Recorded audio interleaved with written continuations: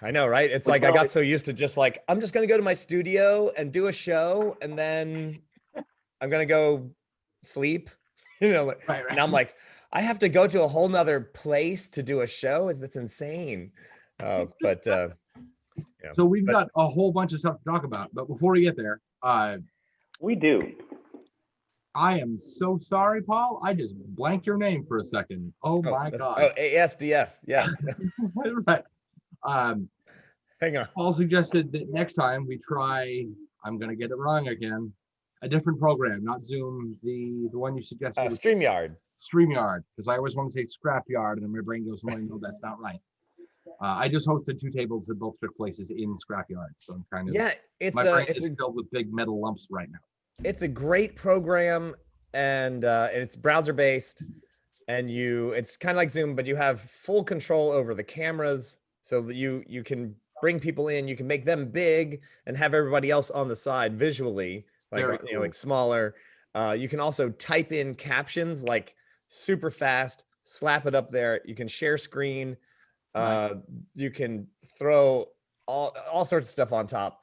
Even in an interview situation, it's super great because you can have somebody's website scroll, or you can just put their name up big. If they're doing a lot of talking, you can main screen them and have everybody else kind of side screen.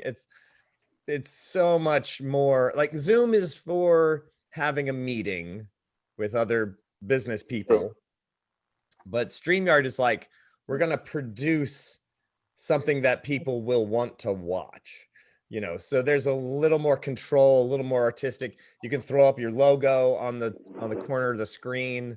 You can have overlays. So, kind of like, whatever the title of this event is, you can have it like scrolled on the top. There's a lot of tools. It's great. And, anyway, and you can preset events. You can actually have it so that the actual like YouTube page is set up so that people can just go there.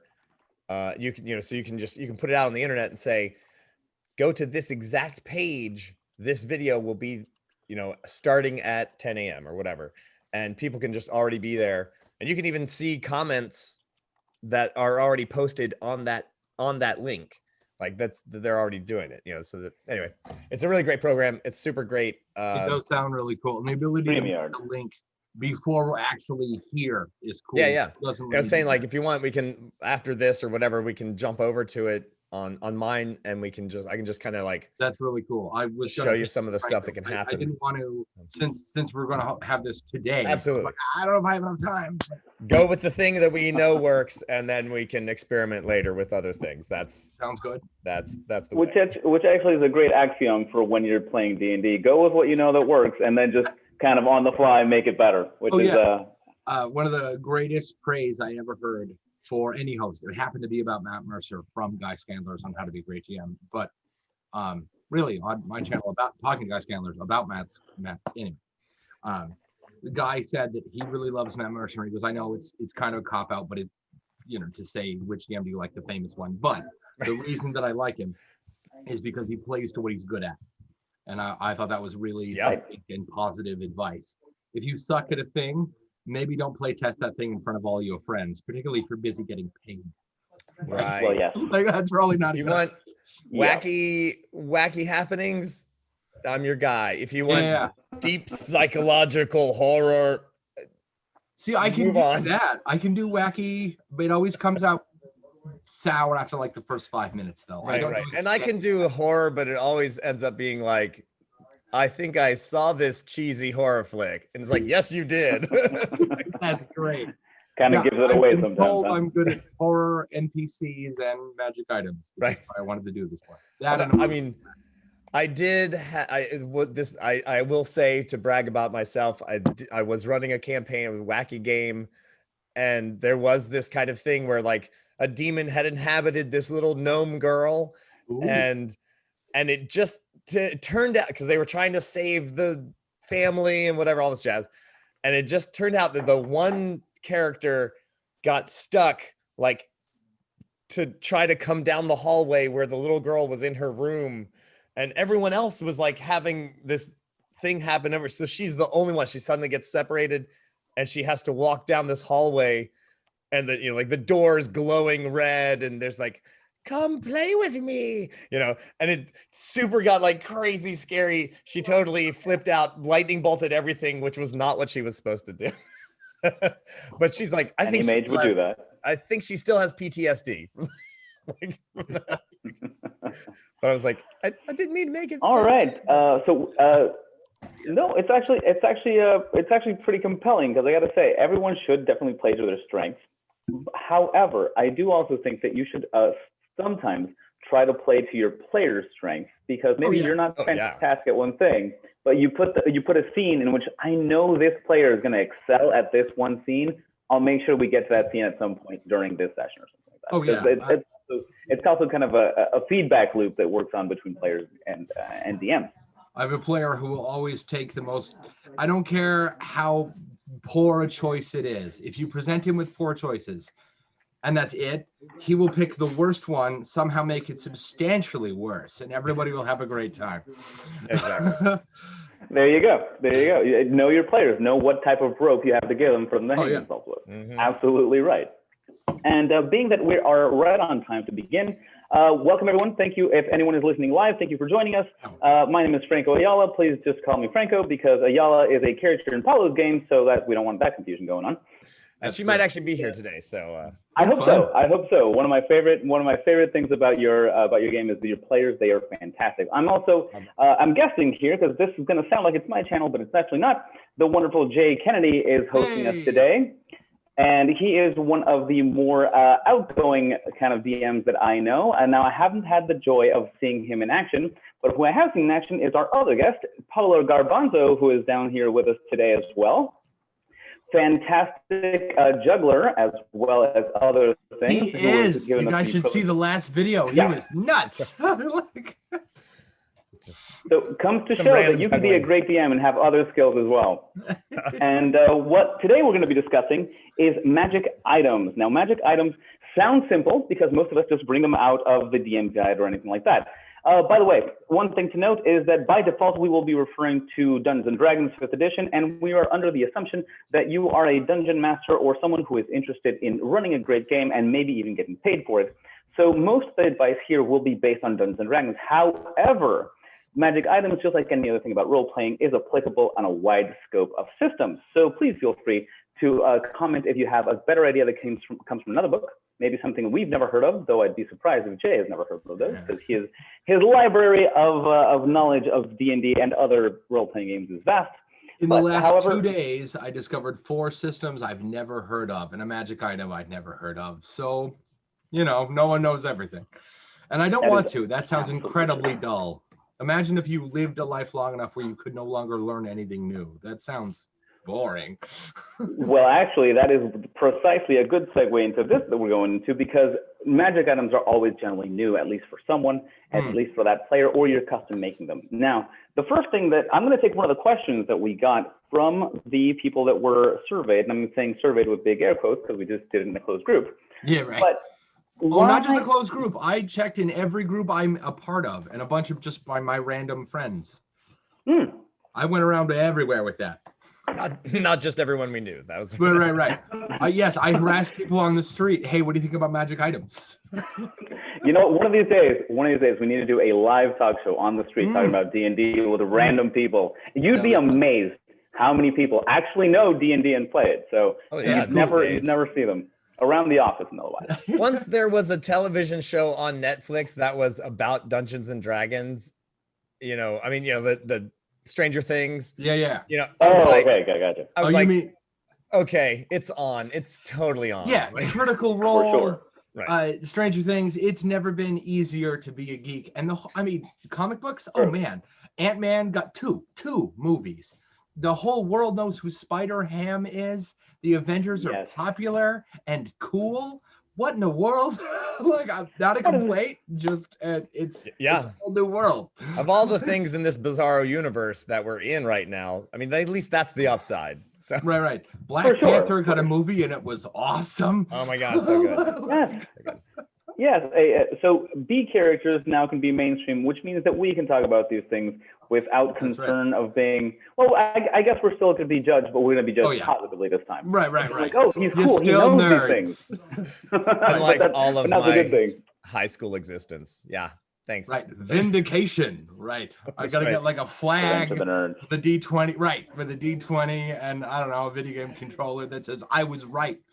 Like when I was in the chess club and we all sat around in the AV club and we were all crying and I said, my friends, we're the ones who are actually gonna know coding and we will control the universe. Those jocks over there, they're gonna be, they're gonna break their ankle and that's it. Right. That's right. Like an arrow to the knee and they're done. Whereas we, not so much. Nice. Have you Not got that there's reference? anything wrong with hanging wallpaper. Let me just say. They'll be in the meme. No. We made the meme. You know what I'm saying? There you go. Now, speaking of make, that's actually a pretty good segue, is why make a magic item instead of a standard item? So I don't know if you guys are familiar with this, but in third edition at least, which was one of the more popular editions of D&D, there were such thing as masterwork items. So for example, a masterwork sword would still give you that +1 to hit and that +1 to damage, but it wouldn't be considered a magic item. Why, instead of just making an item that gives the boon that you're looking for, especially when it's a mechanical boon, why would we make a magic item instead of just an item with that quality? So that's kind of one of those distinctions you have to make for magic and otherwise. I feel like Paul wants this one. Calling me. Yes, the boy with the good. Yes. Yes. Hi, Paul Garbanzo. First time caller, long time listener. So there's two things. One is that there are plenty of creatures that cannot be hit unless you have a magical item. So just because your masterwork has a +1 super sharp edge, I just still don't mean you can hit a werewolf with it. So that's the magical reason to have the magic +1. Yeah, so I mean that's the easy one. But as far as like making your own, I mean that's a whole world of if your world needs this thing, then you're gonna, if your characters need a certain item, then you're gonna make it for them, as opposed to, well, this item in the DM's guide sort of works for what we need. So I, as far as most of the magic items that I create, which I do actually tend to make most of my magic items because that's just kind of the guy I am. And so it fits the scenario that's perhaps coming up in my long-term goals or things like that, like dragon lances or crossbows that, items that do extra damage against certain creatures. And sure, it's like foreshadowing once my players know me, but they're like, wow, did we get an item that's like bonus against undead? Oh, Well, gee, like. Well, here's the thing about that. So that comes in several flavors.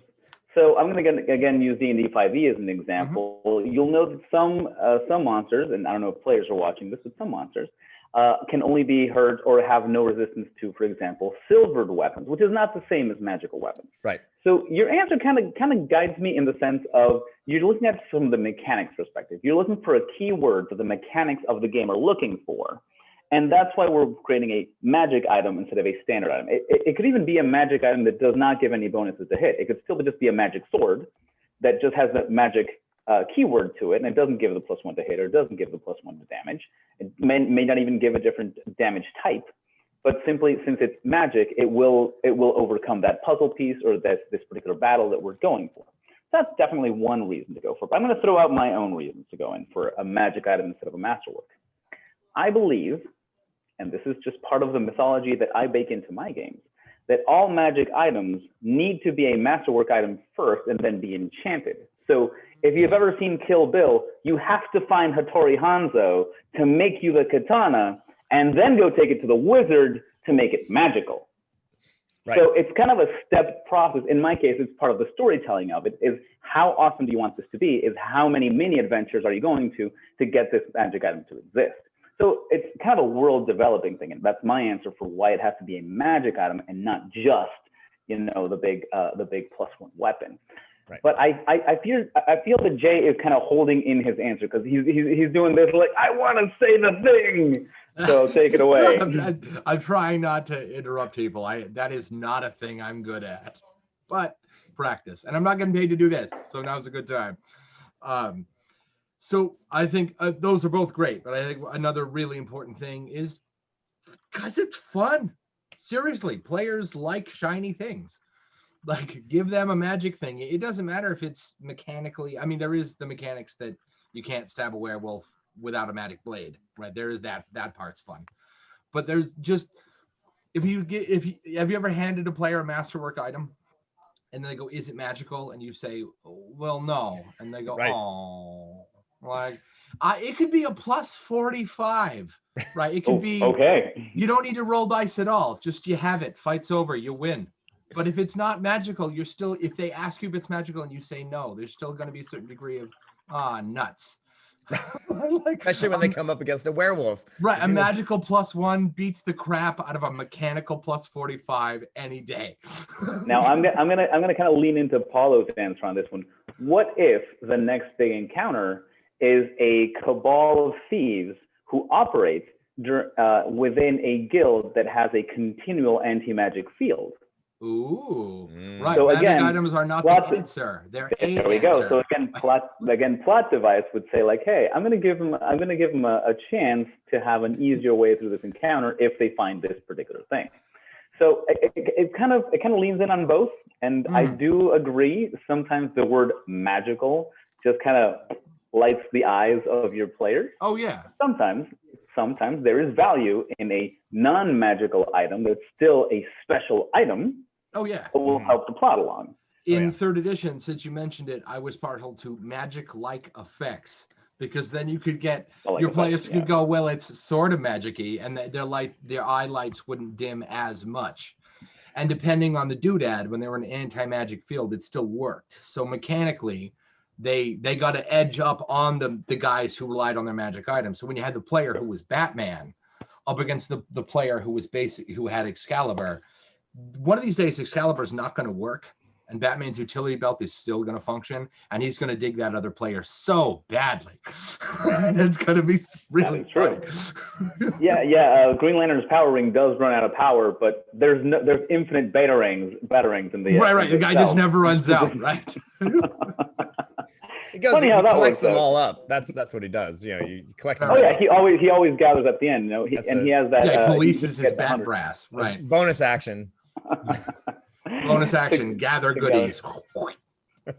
I always figured he had like a batarang cloning device in there. So he pulls one out and it's like a Pez dispenser. Just shits another one. There you go. Here's the thing, and I kid you not, there is a version of Batman that was animated. I believe it was The Batman, in which Robin complains to Batgirl that he's always given all the grunt work. And what I always imagine is, he's the one picking up all the batarangs and cleaning up the thing. Like, okay, we're done, Robin. Do your thing. Just start doing the thing. Oh, that's great. I love the Batman. The Joker from the Batman. The Bat Mop. Right. Imagine how much money he would save, and I realize that it's Bruce Wayne, who doesn't actually care about that idea. But for the rest of us plebeians who don't have infinite income, imagine how much he would save if he didn't bother to spend extra money to make every single thing he has bat themed. He spent an extra fortune just in black spray paint. That's true. Okay, that is true. So I have a really bizarre story, which kind of comes. It's about Batman. It also is kind of about masterwork, and also the difference, because you can still get people excited about perhaps non-magical items that are unique and built. So, and here's the story. A million years ago, I was Batman for a birthday party, and it was an awesome suit, by the way. It was like I was like, I am Batman, and it was great. And so at a birthday party, the very last thing you always do is make balloon animals, because they will pop. So you want to make them all and GTFO.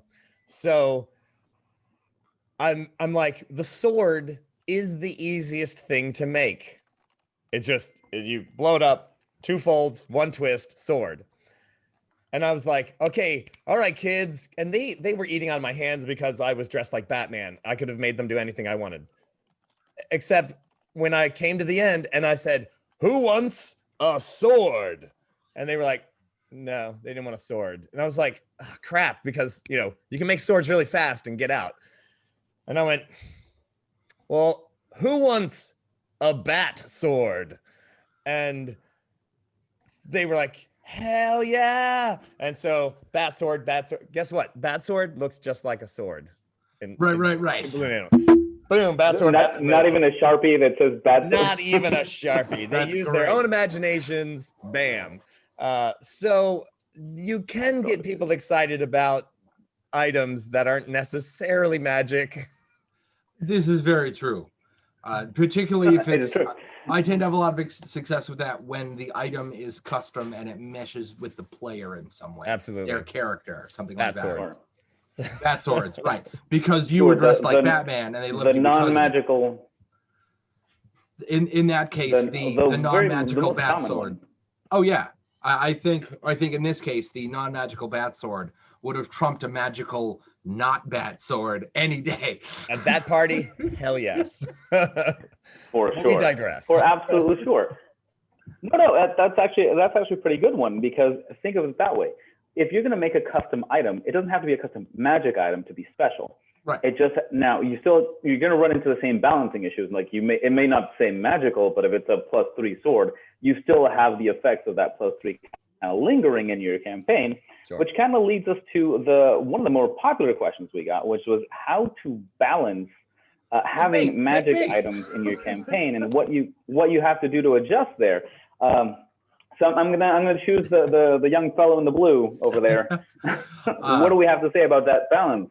Don't. There, I'm just gonna come out and say it. Don't. I think you took my answer. Don't balance your crap. Don't do that. Balance is silly. You'll have so much more fun if you don't worry about it. You ever see the bank robber movie where there's 4 guys and they're gonna rob, the bank that's crawling with guards and shifts and cameras and biometric readers and all that happy horse crap? There's 4 of them. I don't care how skilled they are. I don't care how good the plan is. They have the plan because they're outgunned and they know it. So the whole reason that movie has the dramatic tension that it has is because it is inherently unbalanced. If there were 4 guards and 4 cameras, that would still be 8-1. So they go out of their way to come up with a plan to deal with the problem. Balance is silly. Throw it out. David and Goliath is a memorable biblical tale, and it was not balanced at all. Mm-hmm. Hercules is memorable for his 12 labors, because for all of his power, he had essentially no power. The Justice League is needed because they fight incredible threats that then they are not balanced against. Darkseid can take all of them at a time. That's inherently unbalanced. Doomsday is interesting because 1 for 1, he'll crush Superman and the rest of his friends. Like, that's how comes Doomsday has remained a popular character, because he unbalances the scales. True. Don't have balance. It'll just get in your way. Yeah, I'm right there. If you are, if you are trying to, there's one, all right, of course you give your players a wave motion gun that can destroy entire cities. Right. Well, why? Why? So there is a certain iota of balance that yeah, okay. sure, and again, sure, give them a city destroying weapon that just destroys cities. If they use that tells you a lot about them, right? Like, what are they gonna do with it? So like, well, there's a bad guy in that town. You're just gonna press that button, like. So there's there's the extremes, right? There's extremes. A little bit of bonus that suddenly, like, this guy's more powerful. Okay, well, the balance comes out on your end, because now that just means you got to up your skills, and not necessarily skills. If you can just pile on some monsters or make whatever it is. But if they have it because you gave it to them, then you just balance the other side. So Right. there's always True, balance. There's always balance. true, I mean, but and for your example, Jay, they're only, the party isn't going to go full frontal assault on a heist because a full frontal assault won't work, because they know it won't. Right. And if they do it anyway, I mean, honor their decision. Kick the crap out of them. Right. Guess what? The other side has a wave motion gun. Right. And as soon as you give one question that came up that I wanted to get to sooner than later, because I think it's going to take longer than some of the other questions. And Paul went, ooh, when I mentioned it, was if you introduce a bunch of magic items into your world, how do they how do they affect your socioeconomic structure? Magic item stores, your everyday whatever, right? How, I think in order to get at that, you need to know how common magic is to begin with. But if there's a wave motion gun and 4 dudes in armor have it, surely the king with an infinite amount of money has something scarier than that. If that's the scariest thing, then kings are coming to get it. Right. They're going to come get it. Not just one king, a lot of kings. All of the kings. All the kings. All the undead kings. The king might be the one hiring you to get it for them. Right. Right. I gave a player. If you don't have it, you're a pawn in that particular dynamic. Right. Sure. I gave a player a ring, and I told him up front, in game, obviously, not just like, let's pause and talk about a bunch of exposition. But I explained to him that here's this ring that will double your magic capacity forever. It's already a game that doesn't have spell slots or spells per day or anything like that. We don't have that nonsense. So all of his damage or range or whatever it is, whenever he does a spell, he picks an aspect of that spell and doubles it. Whether it's the damage, the range, the duration, whatever, his call every time he casts a spell. He doesn't pay extra hit points to cast or anything like that. There's no immediate drawback. But I said, look, if you take this ring's a magic item, everybody from archangels to peasants are going to want to take it from you once they know you have it, just so as you know. And a couple of days later, he used it liberally because he thought about it for that long, like before he decided to use it. And then he used it. And I said, your hand hurts. And what had happened was it was bonding to him. And when the moment of no return came, I said, hey, look, you look at your hand, you look at how it's searing onto your flesh. You're pretty sure you can take it off right now, but if you don't, you're going to be stuck with it. Like, it's not coming off unless somebody cuts off your finger. Are you sure you want to carry this kind of weight for the rest of your character's life? And people are often judged by the company of your friends. Are you sure you want the party to bear this kind of weight for the rest of your character's life? And he looked at the party and went, your problem, and kept the ring. And currently I have like archangels and kings and interdimensional beings coming to get him. He's a human mage. If his power gets doubled, what would Doctor Strange's power be like with such an object? He wants it real bad. That's a never-ending adventure for the rest of your party, because they will never find rest ever. Right. One of these days, they're just gonna. Valis is playing Voss, who's a very Nietzschean hobgoblin.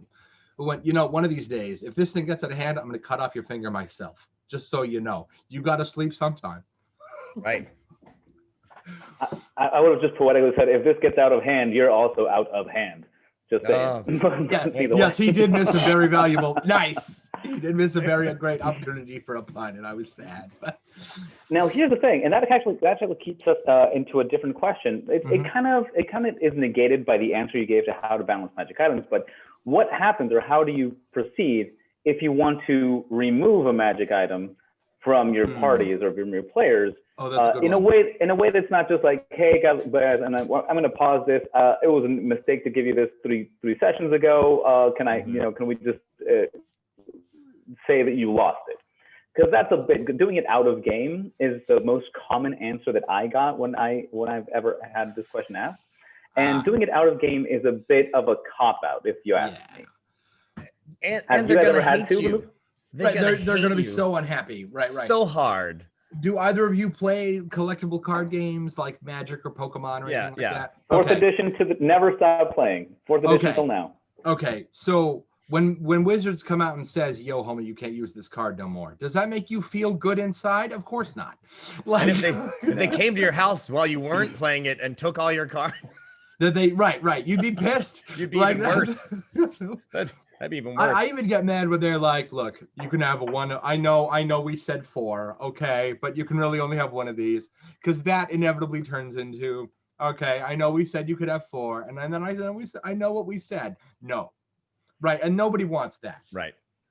Absolutely. That's no fun. ICRPG has a great mechanic for that. Not just for magic items in general. So ICRPG was mechanically designed with some Fafhrd and the Great Mouser and Conan aspects built into it. There are great stories where Conan is on top of the world and he has all the money and wealth and women and drink and whatever that he could possibly want.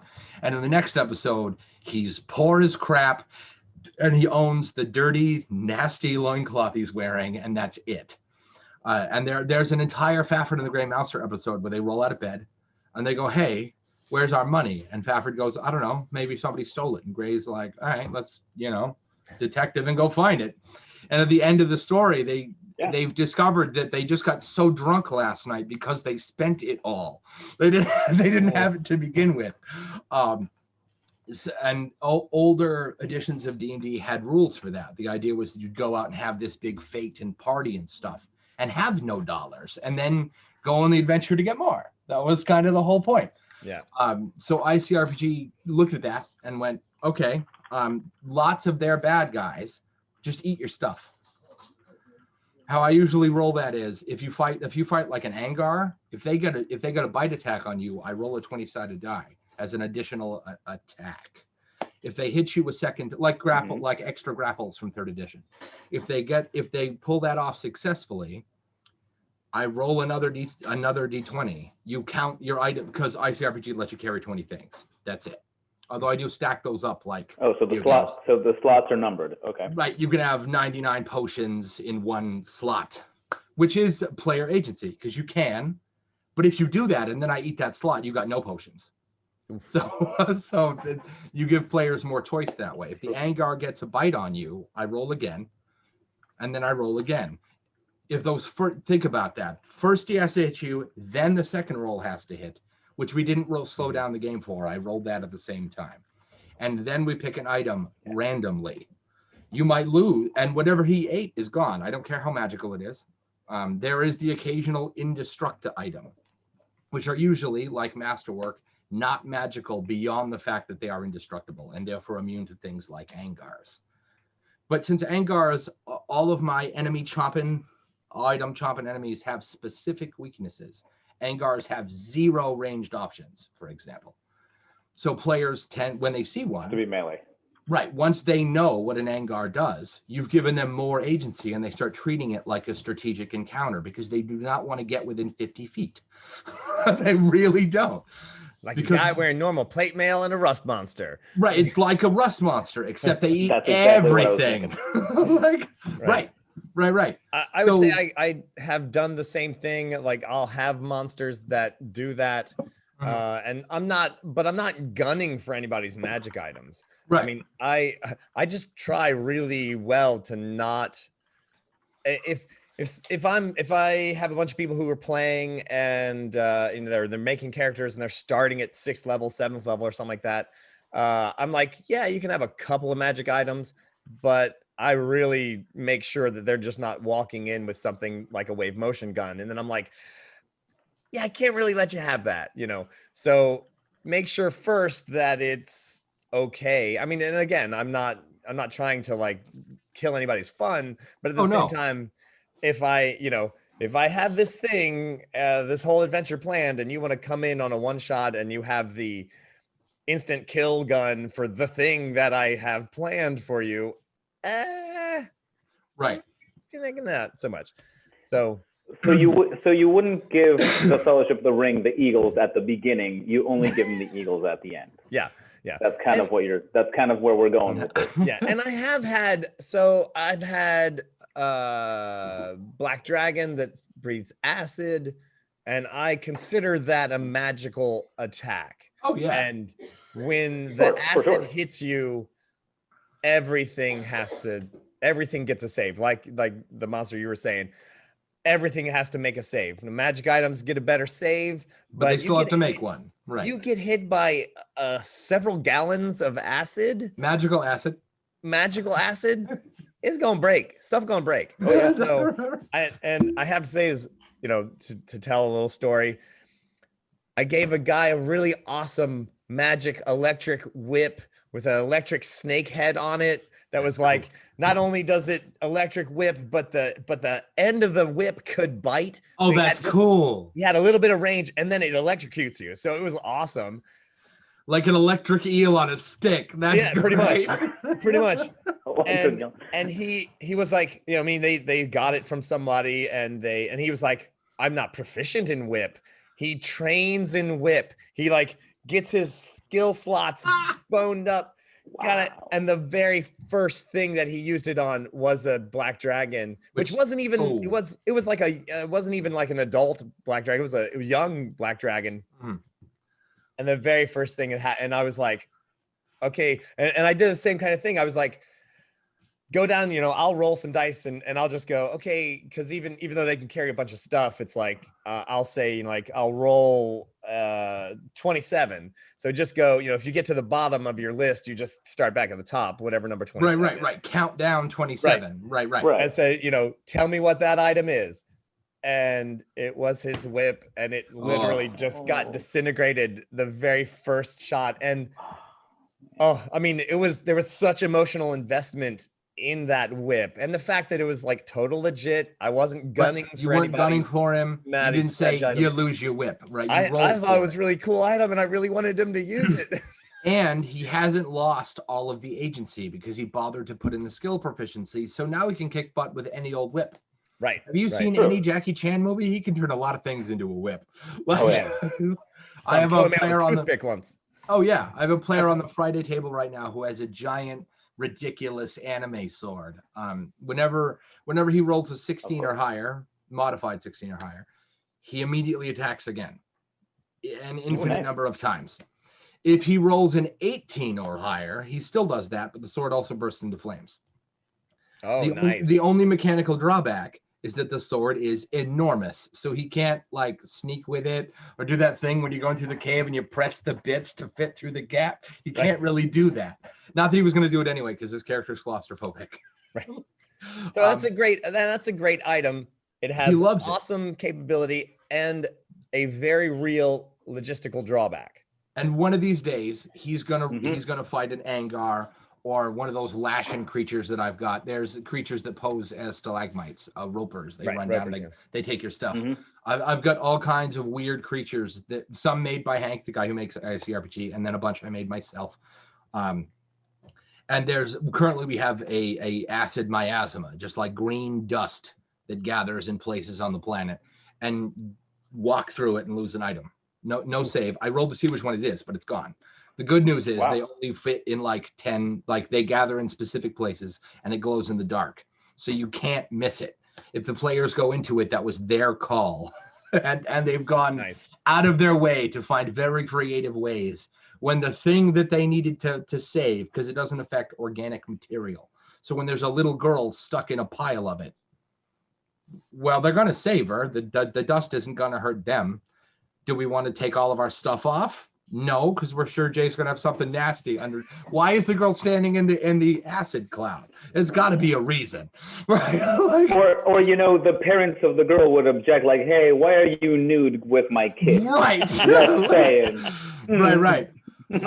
So that when a player can't do the thing they normally want to do, the thing they're normally good at, that's where the good RP is. There's a great Superman comic where there's some 2-bit thug wires up a building with explosives, and he says, "Hey, Superman, appear, now, or I'm going to blow these people up."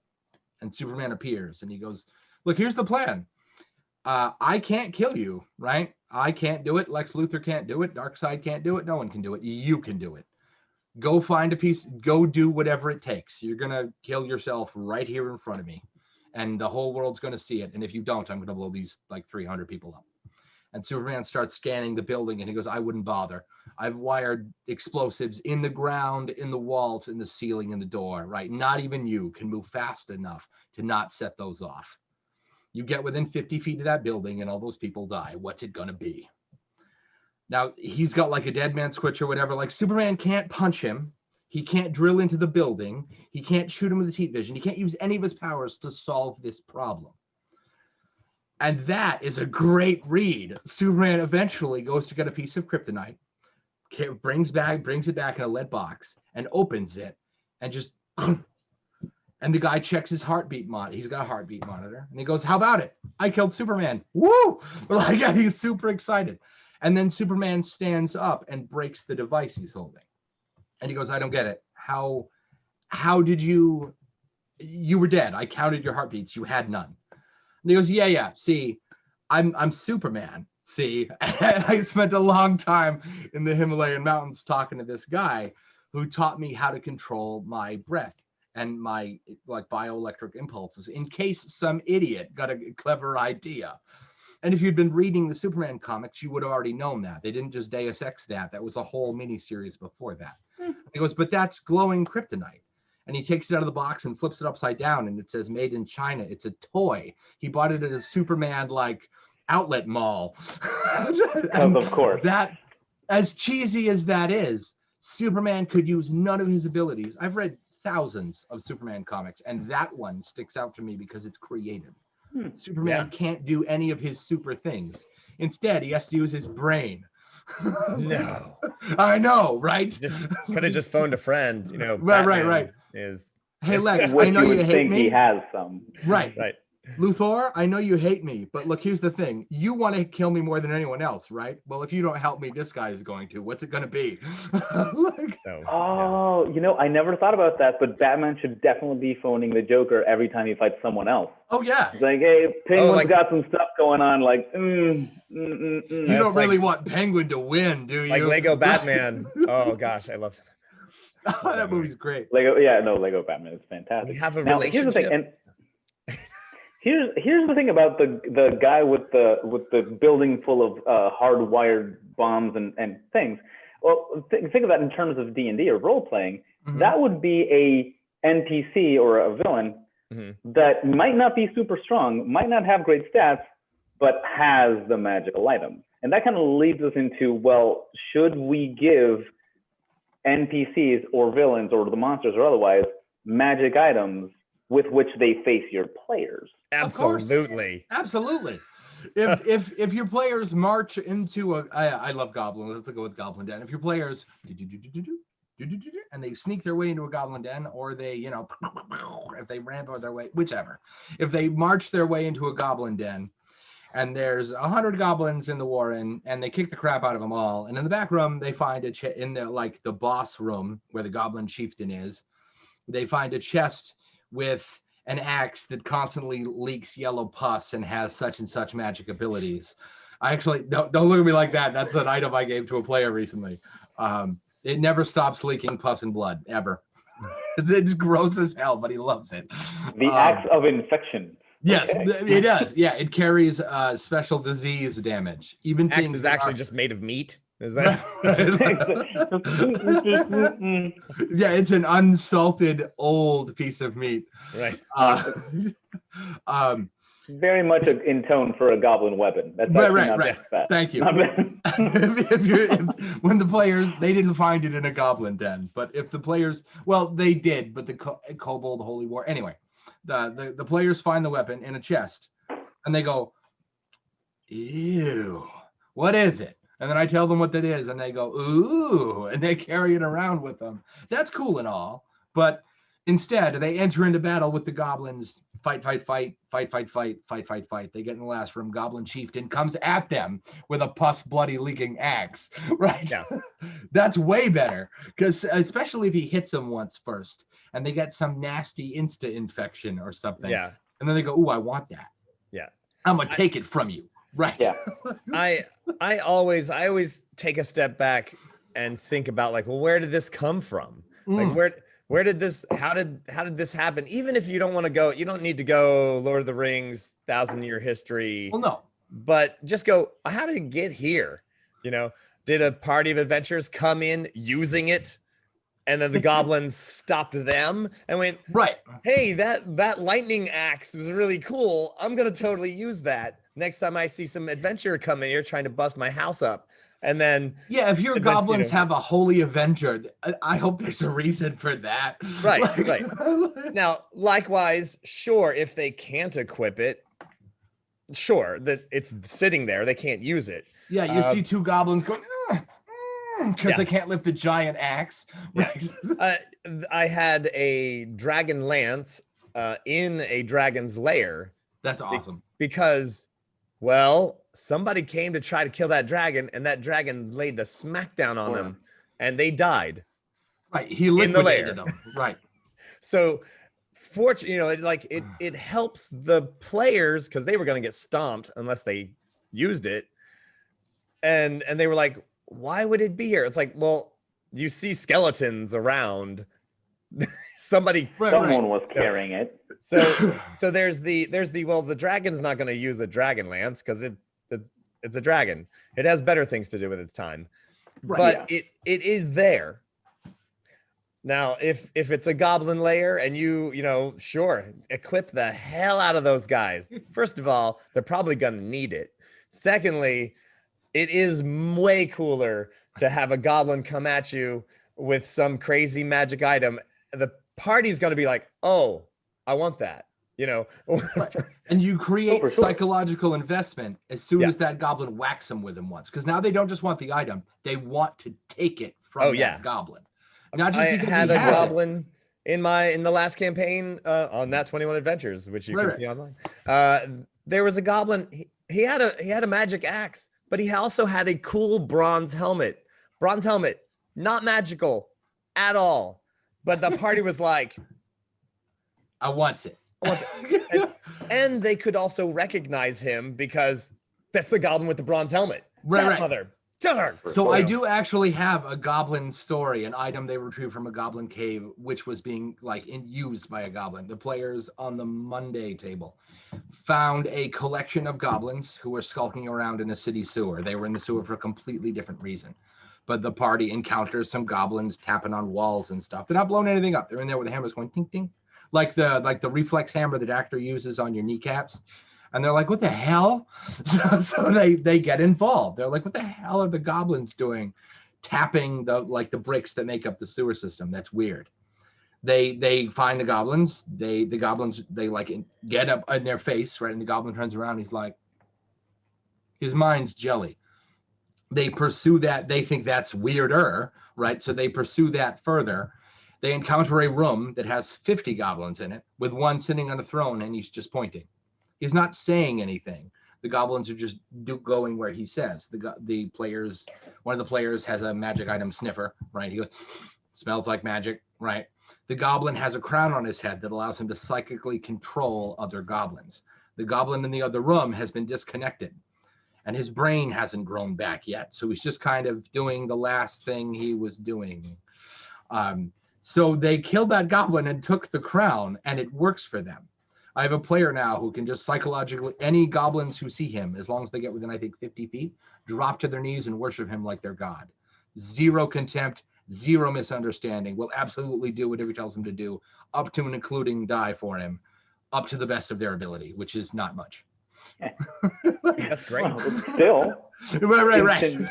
I mean, you get hired, we have a goblin problem. You know what? I got a solution. Yeah, right. The players were concerned, and immediately he was like, "No, I'm never going to see a goblin again." And I was like, "Oh no, I'm not that kind of guy. If I give you a magic item that's kind of stupid, I'm going to give you the opportunity to use it." It's going to be great until he comes up against the goblin who's wearing the crown that controls humans. Right. And now I've set a precedent that there are magical doodads that just control races. Right. Ruh-roh. Right. I'm gonna need a copy of that magical item for my campaign. I got so many uses for that. Absolutely so. I mean, one thing that actually happened to me, it was just with my Thursday group, which I'm. Oh, sorry. No, go ahead. I don't know if there's a lag there, but so one of the things that happened to me, which is with my Thursday group, which I'm going to play with today, is that they're facing off a hobgoblin captainess actually, that is a mage, and all her magic is storm-based. This is actually from the Red Hand of Doom. And I just decided arbitrarily that her magical focus is her whip. And so every time she cracks the whip is when she casts the Thunderbolt spell. So my players erroneously assumed that the whip is the magical item that allows her to cast that spell.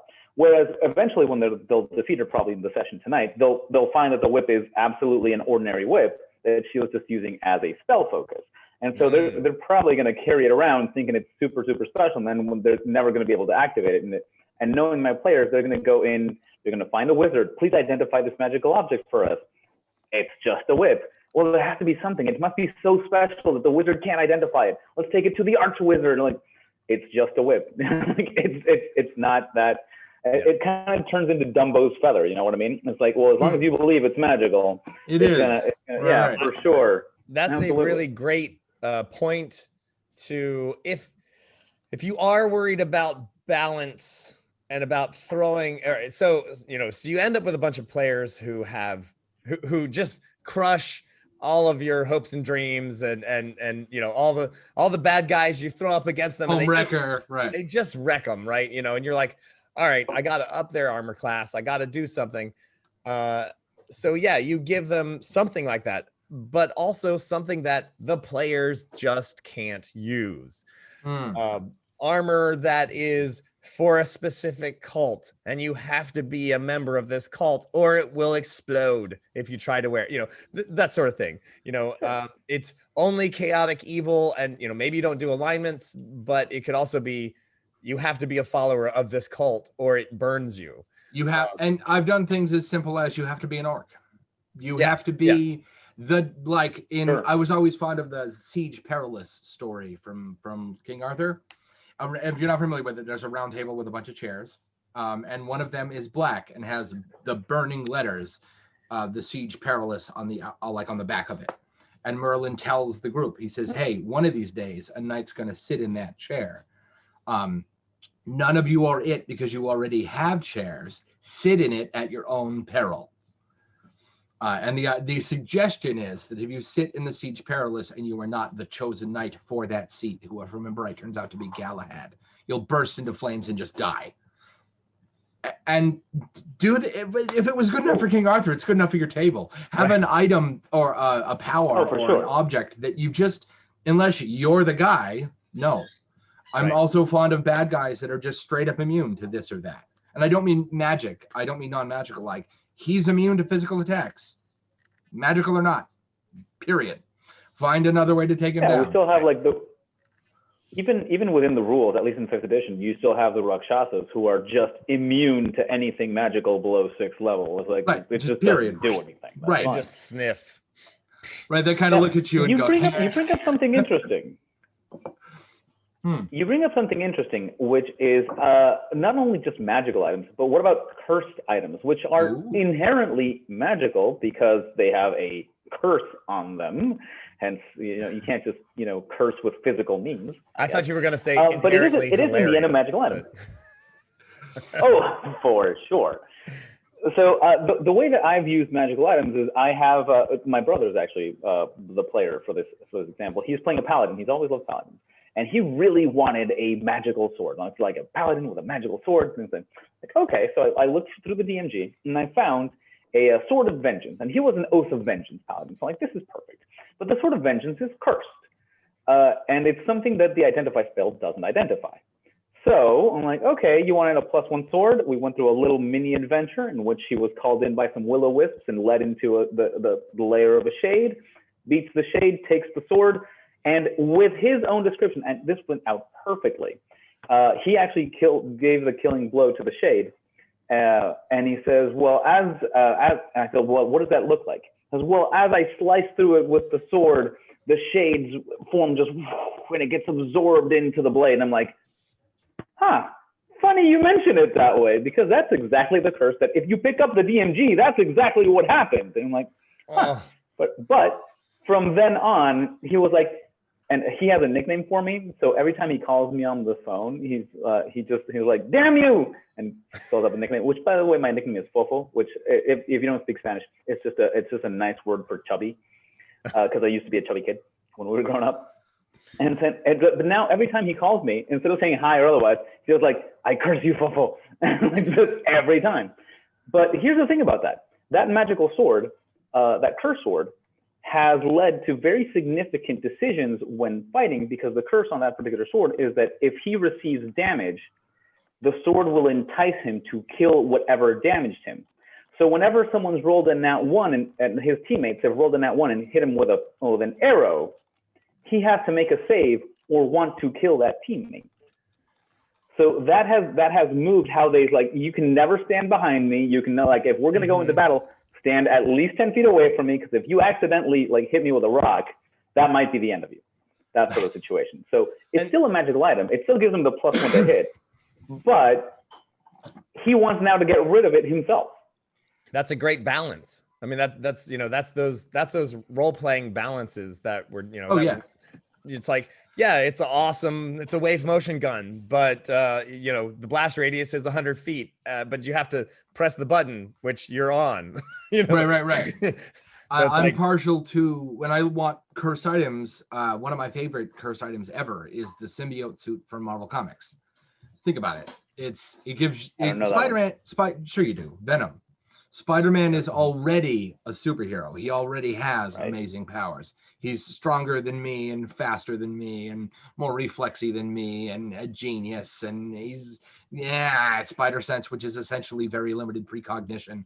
He's got he is a super being. He Taking has it power. personal, I see. Yeah, right. Screw that guy. I'm just kidding. I love Spider-Man. He's my favorite. But because Jay got bit by a spider and I got nothing. Powers. Right. Like, I got nothing. He's substantially more powerful than the everyman. But when he puts on the black suit, he's even more powerful than that. He's stronger and faster and doesn't run out of webbing. And I mean, the black suit's in it. It changes his clothes to look like whatever he wants to look like at this time, which is good because Parker cannot actually afford a suit, right? Like, it's a really great deal, except for the part where it tries to control his brain and tell him what to do and who to eat and how hard to hit and that sort of thing. Mm-hmm. If we swing into the Ultimate Universe, the Venom suit eats you if you don't feed it other people. That's even worse. Like, maybe at least right? The devil, not evil. That right. So I just hangry. You're right. Yeah, but eat a Snickers. You're not you when you're hangry, right? I think cursed items are definitely a thing you should talk about with your group. Like, just with everything else. Like, if death is on the table, I don't know. Do you guys want to die? Or is power, do you want that to be a thing you want to actually happen? Or is this like Marvel Comics? Death is a minor setback, unless you're emotionally important to Peter Parker, and then tough break.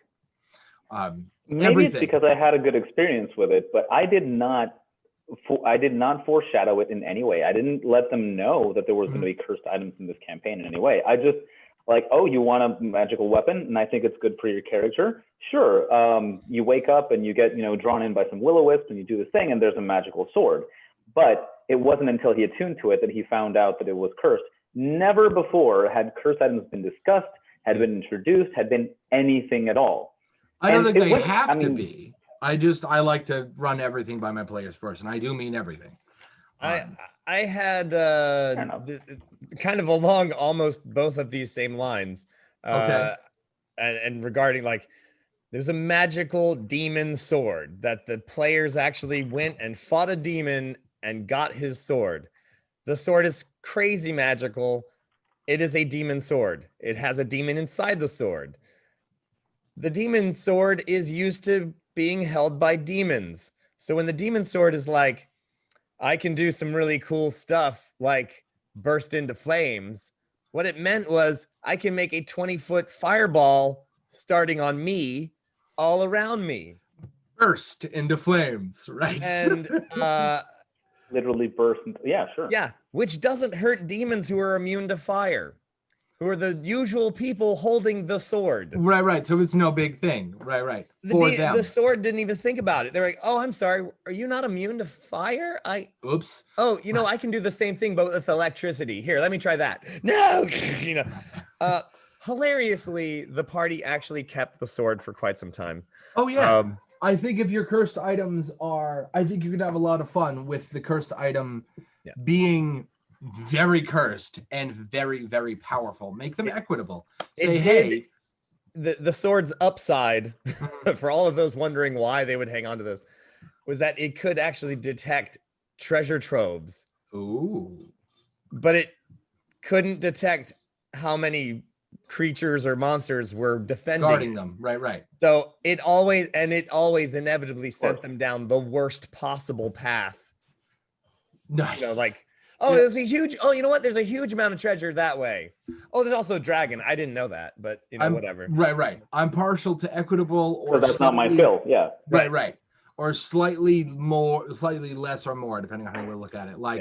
The curse, the power upgrade you get from the curse. If we're gonna do this in straight mechanics, you get +5 strength, but you take -4 intelligence.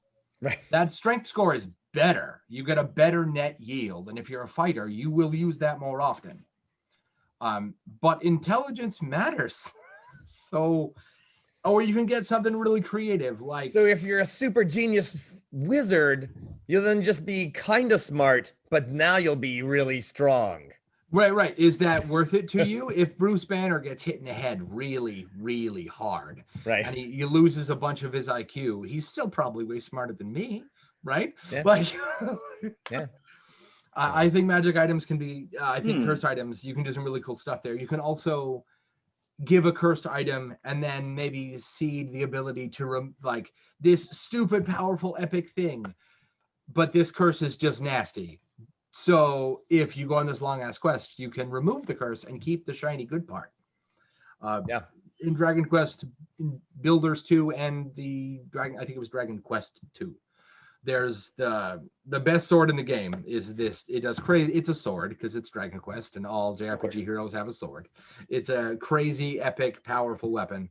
But in Builders 2, anyway, every other time you swing it, you go instead, and you don't do anything.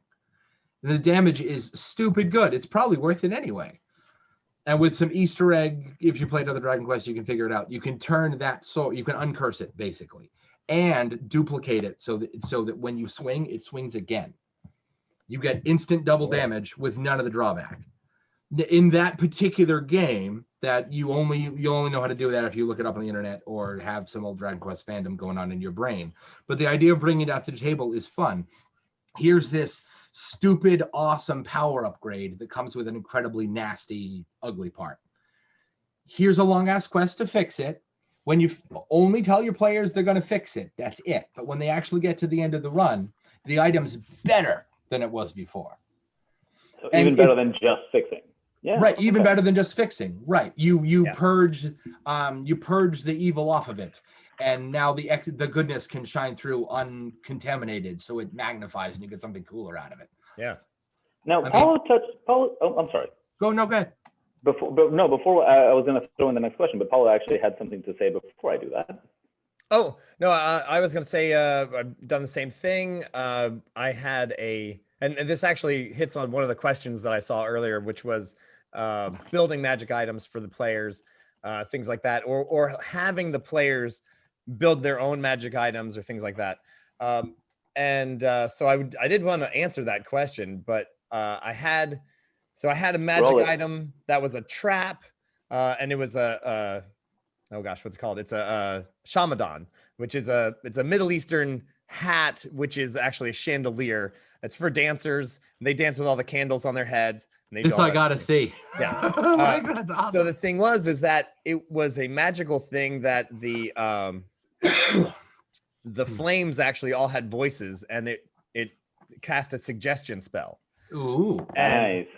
So then, and it was originally, I had this really long history where it's it originally was for this dancer who was like, and was like, hey, and the dancer was a spy and all this jazz. Anyway, so it was a really cool thing because then she could cast suggestion on everyone around her without actually, oh, she's just a dancer, right?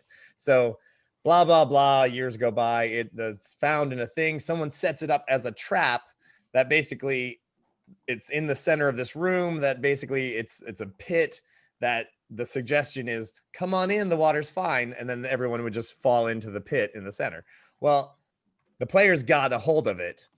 And so the bard in the party was like, can I do something with this thing? It's like, well, you could wear it on your head. It's pretty big though. I mean, it's a chandelier essentially.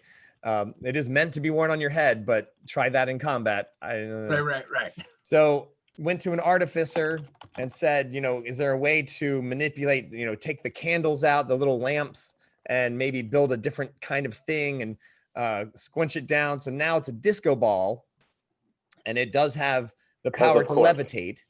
And so now it opens up and there's like a little orchestra of candles that can sing, still gives the suggestion. She's a bard. It works great. And it's awesome. And so, yes, let players work magic items. It cost her an awful lot to get it. But it sent them on a quest.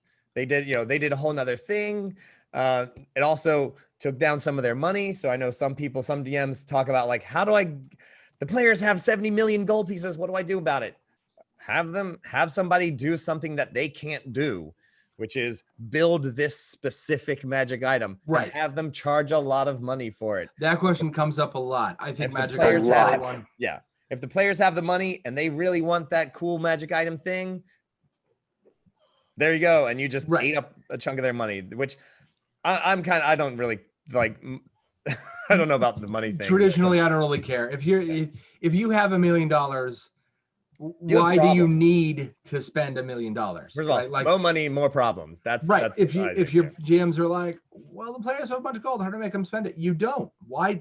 Think about why you asked that question. Why do they need to spend the money? Right. I mean, if they can pay their way out of all their problems, okay. And they're clearly not doing it, or they wouldn't have any money. So what are you worried about? Now, here's the thing. Just to answer that question, sometimes my players, and again, my brother and I grew up together, so we think alike. He will actually say like, well, I have more money than this reward. I'm like, there's no incentive for me to go maybe risk my life and kill a bunch of orcs for this town of like, oh, they're going to pay me, 500 gold. Like, that's a Tuesday for me. So that's not enough. That's the only reason that I have to drain their resources. It's like, no, it's not a Tuesday for you because on Tuesday you got robbed. But one of the things that we did get asked on this one, because money is a different subject matter, which we'll touch on sometime. Which we really should at some point, yeah. Is what about crafting their own items? So there's a couple of rules for in every system, and I did stretch out a little bit beyond 5th edition, but in every system that I touched on, there's rules for if you want to make your own magic items. You either need a feed for it or you need some ingredients or otherwise nonetheless. But there is always a way to do so. I want you to know, however, now I need to go to therapy. You said rules and my eyes started to twitch. No, what I mean is that most RPG systems account for the desire that the player will say, I want a specific thing. They have mechanical support. I get it. Yeah. But now, however, there are a couple of things that they cannot do. No matter if they're 20th level and have all the feats and have all the anything, they can't make an orb of necrotic damage that is based around their hub. Like that's just an enemy thing.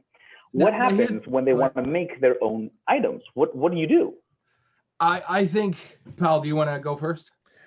Sure. I mean, I basically will roll it into a quest. I mean, if it's feasible. Obviously, if you can say, okay, what do you want? You want the one-wave motion gun? Yeah, no.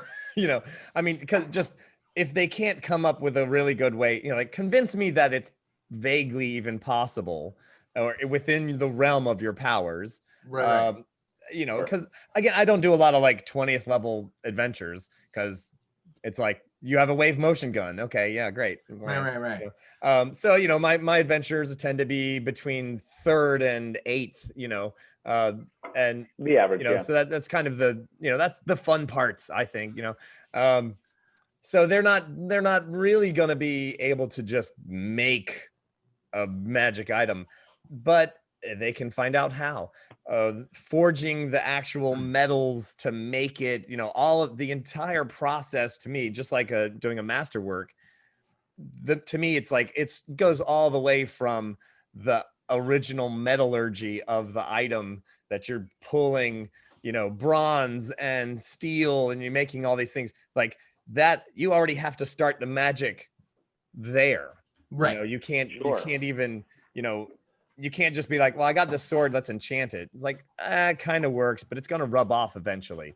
It's like, if you want that sword to be really magical, you have to ingrain it with carbon and diamonds, carbon nanotubes, and sure. like it has to be has the bones of a demon in it, which as you see, this question is about crafting an item using the heart of a demon or claws or fangs of skin.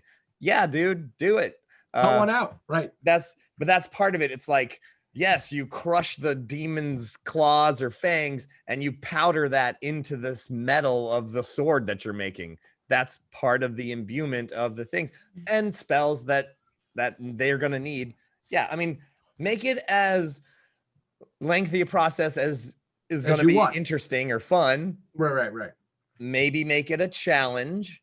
Maybe go, yeah, if you need a demon heart, you got to go get it. That's going to be challenging on its own, right? So these, for sure, yeah, you don't have a shot for those. No, not usually. Now here's a question. I think that comes, a question to ask before we talk about how one might extract the still beating heart from a demon and then carry it to a smith. But first you had to make a little magic box that let you shove things in it that didn't stayed in the state they were. So if you take, don't throw it in your bag of holding, by the way. Right, don't do that. Not a good idea. Yeah, no. Do not. I have a box at one of the tables right now. It's only like 3 times the size of a deck of cards, but whatever you shove in it stays in the state it's in. It's big enough to contain, say, a heart. That will, if it was beating when you put it in there, it'll stay beating until you take it back out. So if you need the still like beating heart of a demon or some sort, right, that's how you're going to get one. You're going to go carve it out of a demon while he's still alive, shove the thing in the box and shut the lid. And if you open that thing before the metal smith is ready to use it, you're going to have to go get another one. Right. I'm okay with your player saying, hey, I want a wave gun. Okay. What does the wave gun do? Well, it wipes out like a planet at a time. Okay. In order for that to work, you're going to need, let's see, the power of a sun. And I mean, if they want a ridiculous thing, make getting it ridiculous, just not impossible. And theoretically, if your players thought of it, now you've got a choice to make. If they came up with a weird idea, you've got a choice. I want them to be the first beings in this world to ever have that thought, which would be very cool. Or do we want to treat them more like everyday people? Chances are, if you've had an idea, somebody else also had that idea. Right. If they had a thought and they could put it into words, let's assume out there somewhere there's an NPC who did the same thing, who had more or less money than them. Yes. Right? Like, make it a many-step process. Elon Musk didn't become that wealthy with one chess move. You know what I mean? Like, he did that slowly. Correct. So this also leads into something else that someone was saying about magic shops and things like that. Because if you're right, there's a spell that imbues an item with a magical aura. That's all it does. Right? The item itself is not magical, but if you detect magic, it will glow and be magical. So people do this all the time. And so I have an entire shop in my campaign where adventurers go all the time. Yeah, everything's magical, but actually nothing is magical. But everybody knows that. It's where you go to get those items that you want to try to fake somebody out with. It's like they have a pile of magical rings and you just kind of sift through them and go, oh, this looks kind of like the one I want to switch out for that with that guy. That's why? Funny. Because you're not the first murder hobo in this town. That's why.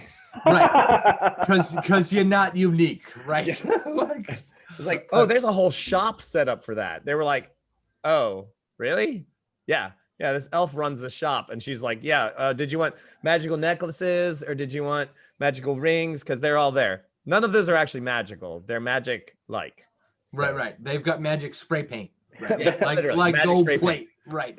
And so you're like, you're not the first person to think of this switcheroo idea. Okay. I just had a viewer ask, his players always ask him, I kill touch and touch creature. What can I get out of it? And I think those are fun. As a general rule, I'd go with the thing they attack you with. If they rake or they bite, I actually have a I have a way around that. So my players, one of them has been playing since 3rd edition, and he prides himself in knowing everything and thinking ahead of everything. He's not great at RP, but he's great at the rules. Okay. And so he's the type of guys who are like, okay, well, I throw a perception check. What do I find? Like, and I have to ask him, like, are you smelling? Are you looking? Like, don't tell me what check you rolled. Tell me what you're doing. But anyway, but that guy's like, okay, so we killed this venomous creature. I want to harvest the venom. And the first time he said that to me, I was like, well, that makes sense. And I kind of want to keep this going. So sure, harvest the venom. Mm-hmm. And then I kind of thought back to myself and like, where is he putting this venom? Because I took a look at his inventory. It's like, he's got no bottles or anything. Like, what is he going to do with these things? I just hold it in my hands. The solution that I found, like just letting it drip. So the solution that I found is that I made up, I sat down one afternoon and I made up recipes. Like, okay, potion of healing. What does it include? All of my magic items. Like, if they want to make this magical oil that gives this, which is a magic item that I gave them, if they want to make their own, these are the ingredients. This is the stuff. And so I actually just started making lists of ingredients for magical items that are common enough that they might be able to make themselves in some downtime or anything like that. And what ended up happening is that they said, like, you know, it's really not worth making. That's why we buy these things. Which kind of leads us to, well, maybe there's a shop for counterfeits, but what happens if you have an active magic shop somewhere? You're not the only clients. That shop would have closed down if just your group of adventurers were the only ones who shopped there. So inevitably, that kind of weaves two things together. What about magical shops? And what does the availability of magical items do to your world? Because again, you're not the only ones. Yeah. The shop would have gone out of business. Here's how I work this, because I normally just say, no one would have an inventory enough to make a shop. Now, a blacksmith might have, dealing and trading in weapons and things like that, might have had someone drop off a +1 sword because they were like, I got a +5 sword. I don't really need this anymore. You've been awesome. And they'll give it to them and they'll like, okay. Which has the happened in average my NPC campaign. blacksmith has never seen one of those. Right. So he's like, so a magic shop, to me, I just go, well, how many magic items have you sold, party of adventurers? Right. Who are the ones who will, because there's not like a bunch of like unused magic item pawn shop. I mean, have you ever had players that Trader Joe's who sells wine and magic items? Yeah, right. I don't think that in my worlds, the economy to be able to open up an entire shop that is just magic items is non-existent. People hoard magic items. Why? Because they're magic items. Right. They're hard to make. They're impossible. You had to kill a demon, take its heart, put it in a box, run home, make, like these are not easy things to do. Now, I go back and I say there is a potion shop. Those things can be found slightly easier. A retired wizard who doesn't want to adventure anymore is like, yeah, I can make potions. And now he's making potions, but money, right? Most of the time, you have to bring him the ingredients. Right. He's got some of the ingredients. Right. What part of I don't do field work anymore? Didn't you understand? Right. And so that whole economy works in my world because most of the time what it is guy's got a potion shop. Why? He makes potions. All right, found out he could actually get other people to go get the products that he needs to make the potions. You bring me enough to make 10 potions, I'll make you 8 of them. Right. And I keep 2 and then I sell them. So fair enough. So I think go ahead. So that economy works as far as like potions. But my other magic items, other adventurers might, hey, I have a scroll I can't use. Good point. So other adventurers could trade some items back and forth. But no one has enough magic items to open a shop in my world. That's maybe I'm too harsh. Oh, no. I think it's a very important question. If we're gonna start talking about magical socioeconomic layout, then we need to decide. In order to do that, what you're really saying is, how do magic items affect my socioeconomic bubble? Which means you already need to know what, if we're going to get all serious and specific about this, then you need to already know what your socioeconomic bubble is. Is gold your standing money? Is it silver? Right. What's the standard? Who is in charge? What is considered by a wealthy person to be a lot of money? What's considered by a guy with a dirt floor house to be a lot of money? And work your way through there. What's the major trade? New towns don't populate out of nowhere. They populate where they populate because there's something of value there. A harbor, a natural resource like a salt pit, a mountain for defenses, something. New York didn't become one of the biggest countries on the cities on the world by accident. It did that because of where it is in proximity to a bunch of other places. So you'll need to know what all that already, or you can just hand wave it. But if you want to get all serious about it, then you're going to need to know what your socioeconomic situation is before the inclusion of magic items. Yeah. I'm real fond of the Eresia campaign setting. In Eresia, it's very much like Paul's. Potion stores exist. You can go in and be like, hey, I'd like to buy an alchemical brew. The wife and I are having problems. You got something for that? And they go, yeah, you bet, boss. Here's 4 silver. I hope it works out. But if you want, it's a blue potion, by the way. Right, it's a blue potion. But if you want a +1 sword, what exactly does that mean? How would a blacksmith explain the concept of a +1 sword? It's just like, +1. Is this Thundercats like sight beyond sight? What the hell does that even mean? I mean, making that sword, that's what I want my players to want to try to make. I couldn't care less about a sword with a bonus. Right. What I want is this sword can see stuff. Oh, yeah, all right. Are you kidding? The Sword of Omen is badass. Let's make that sword. Let's do that. He makes the Thundercat, and all his friends know where he is, no matter how far away he is. And they're like, Lion-O's in trouble. Gotta save the baby. Right, that's cool. Oh my God, I just realized that whole series is Save the Cat. It is. Yeah, for sure. And he is the youngest of them all, by the way. It is the show. Save the cat. Yeah, for sure. So it now, go ahead. I'm sorry. So I would like to suggest to you both a fantastic series of books that's called Orconomics. Okay. Orconomics. It is fantastic. It is hilariously good. But the premise of those stories is that magic items can be made, and there is a whole network of financial systems around it in which adventuring is a profession. Like, oh, I'm going to be a blacksmith. I'm going to be a banker. I'm going to be an adventurer, because there is adventuring to do. And the whole premise is that since the knowledge of how to make magic items is so common, if you want to be an adventurer, all right, you need this much. Go to the magic shop and get some magical gear first. The potion shop is over there. Hey, there's a shortage of potions. Why? Well, because the orcs in the other kingdom, they have a shortage of wyverns because they're going extinct, and so they just have to harvest the wyverns. So now they have just like there's harvest of tuna, there's harvest of wyverns for their blood. Yeah. So, but here's the thing: since it is so common, all of the economic structures, and it's a comedy book, by the way, it's fantastically good. But all the economics sort of why would we trade in anything less valuable than magical items? Right. Why would we? What is this gold you're talking about? We could just there's sand. I needed gold for my magic item. Here we go. Transmute into gold. And see what I mean? So it does change it dramatically in hilarious ways. But if you're not prepared for that to happen, how do you control for it? Because once you open that floodgate, everyone has it. That is the best option, no matter what city you're in. Right. I think there's. And it kind of so. Go ahead. I think there's. And here's the thing.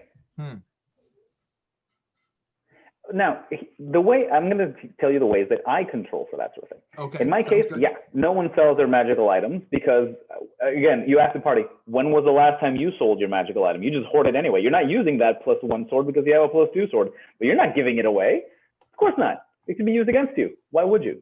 So there's two ways that I handle this one. If someone wants a magical item, every month, because I have a calendar for my game and they advance in time. So every month there is an auction of magical items.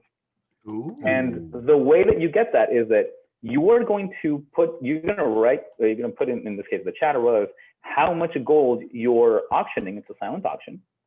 And I'm going to roll some dice. If you auctioned more than the dice roll, you win. And you spend that amount of money and you get it. If the dice come up higher, that means someone else put up more money than you and you don't get the magical item. You're done with it until next month. So that's the one way that they make the auctions. And the other one is by random encounter. In my world, the Vistani, which are the traveling gypsies from Ravenloft, they travel around. And if you roll a 4 on the random encounter table in my world, you will encounter the Vistani traveling around. And they sell magical items at exorbitant prices. So you either auction them off for exorbitant, like you spend a lot of money to make sure you get that magical item you want in the auction, or when you randomly find a Vistani, you better have that cash on hand, because if not, you can't buy it.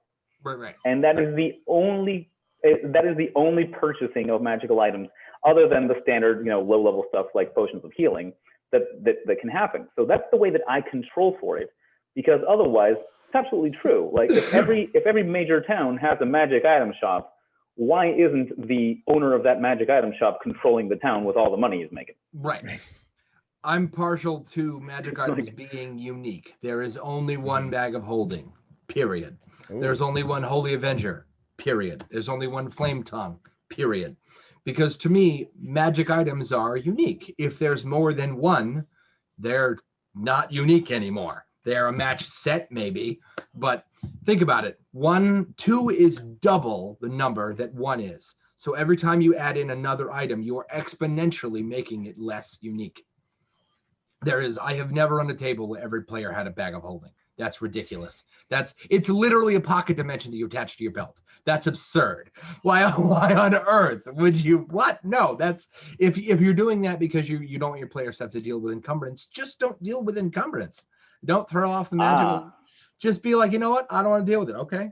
Is it inherently fun? No, at least not for us. Then why are we dealing with it? Like, now, I will say on that point, everyone wants a bag of holding. Because everyone wants that. And actually, I think currently the party that I have right now, I think 2 people have bags of holding. One of them has a pouch of holding, which can hold up to 2 chests of stuff. Right. It's not quite as good. Right. There is limits, and then one of those bags of holding has is full of dead dragon parts because hilarious. Why? Because the people who killed the dragon were taking the dragon parts to the potion shop to sell it for all the things they need to make these crazy potions. That's great. You need the brain of a dragon to have a potion of dragon control. You need, all of these different ingredients. So they just you need the heart of a dragon to be Braveheart. Right. They squished it into the bag of holding. Now, good luck using that bag of holding for anything else, because that's gross. It's gonna stink for sure, and you can't go in and clean it anyway. Yeah, so right. You can't go inside it. So what are you gonna do? Fill it with water? I don't know. It's a lot of water and soap. You're gonna need so much soap. You're gonna need some soap. So I totally get it. It's like I don't really want everyone to have a bag of holding, but that's where we're at. Because that happened, and then that happened, and then that happened. So yeah, half the party has bag holdings. I deliberately go out of my way to not use magic items that are just +1. You do fire damage, whatever. I've got a player right now who has. So I always ask him. I say when we start, the first time a magic item comes up, I go, "Hey, this is the first shiny McDoodad you've gotten so far. Do you want me to tell you what it does? Do you want to figure it out through role play? Like, how do you want to do it?" And I don't do that as a table. If player A wants me to just tell him, and player B wants to figure it out over weeks of research, okay, sure. You don't have to compromise. That's what Reality Land is for. So, like player A said, I just want to know. Okay, it's a magic handle. You throw it at somebody, and it works like a boomerang. You can never ever not get it back. If you hit somebody, it's like one of those cranks on the side of a well. You throw it, it comes back to you. If you hit somebody with it, they're rooted to the spot for that many rounds. Nice. Period. Cool. I don't care how strong they are. They could be the Hulk. They're stuck. Whereas I'm player B, gonna write that down because I like that. That's pretty Thanks. cool. That's pretty cool. player B says, I don't want to know. Okay, here's a cast iron bell with a goat carved on it. He didn't use that bell for 3 months. And then one day he was like, you know what? The arrow's not working for me, which wasn't true. The arrow was working just fine. He wanted to know. He's ready now. So he takes the bell and he goes ding, ding, ding, ding, ding. And a goat appeared out of thin air. And he went, okay, it summons a goat. And I said, it summons a goat that you immediately bond to psychologically. You can command it and it'll do whatever you tell it to do. And he goes, excellent. I'm going to have it ram that bad guy. That bad guy is a fire golem. It rams the fire golem. The goat comes out the other side covered in fire, and he doesn't burn or anything. He's imbued with fire. So he goes, holy shit. He rings the bell again, and the goat disappears. Next time he calls the goat, it's a fire goat. It'll carry whatever element he imbued it with last. Should the goat die, he can ring the bell again and get a new goat. But this one's, fresh. Right, No that's the fire. one. No Out of the fire. goat cannon. Right. And he loves it. And that's way more interesting. Which I think that it really leads to this point of and this is a question I saw a while back, was that do magic items have to contribute to a sense of place? And then like the next lead off is like discussion on quirky or almost cursed items, which I love that goat. That's great. That's so much fun because again, I'm not I'm just gonna hand you a +2 sword. Like how meh. There's no story there. But don't be wrong, a fighter wants to hit harder, I suppose, but you can do way better than that. Yeah, and sure. and you were talking about an item that like if he rolls really well, he can keep going and going and going. Mm-hmm. That's cool, and it's not just a +2 or whatever. It's like you can keep attacking, slicing through enemies. I likewise had a fighter who had a battle axe that you rolled percentile when you attacked, and if for every round you get like a +10 on the percentile dice, and it like the powers increased as you roll the percentile dice. So like you're like, all right, if you keep attacking every round, the thing starts smoking and then starts bursting into flames and then starts shooting lightning, and it's like, but you have to keep attacking every round or it calms back down. Right. So it's like kind of like the rage of a barbarian. There's conditions to keep it going. Absolutely. Sure. And so it was, and sometimes it would jump because you roll percentile dice to boost its effects, right? So suddenly like, boom, it just burst into flames and he's like, That's cool. So like, is it a +1? I mean, it does have magical +1, but also right. And that makes it more fun. And actually, I'm really curious. I would love to know what they meant by the contributing to a sense of place, because so full disclosure, I edited that question. Okay. The question itself was not exactly unbiased. I believe the original phrasing of the question was, why do people litter their game world with items that don't have a sense of place? I'll double check. I don't want to misquote anybody. Okay. But the question itself was not objective, so I edited how he wrote it when I presented it to you.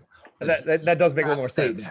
Right. He said it sounded to me like if your magic items don't have a sense of purpose, litter's an inherently negative word, right? Yeah. So I didn't really. Everyone has +2, whatever. Right. That's the new standard. It's really not plus anything.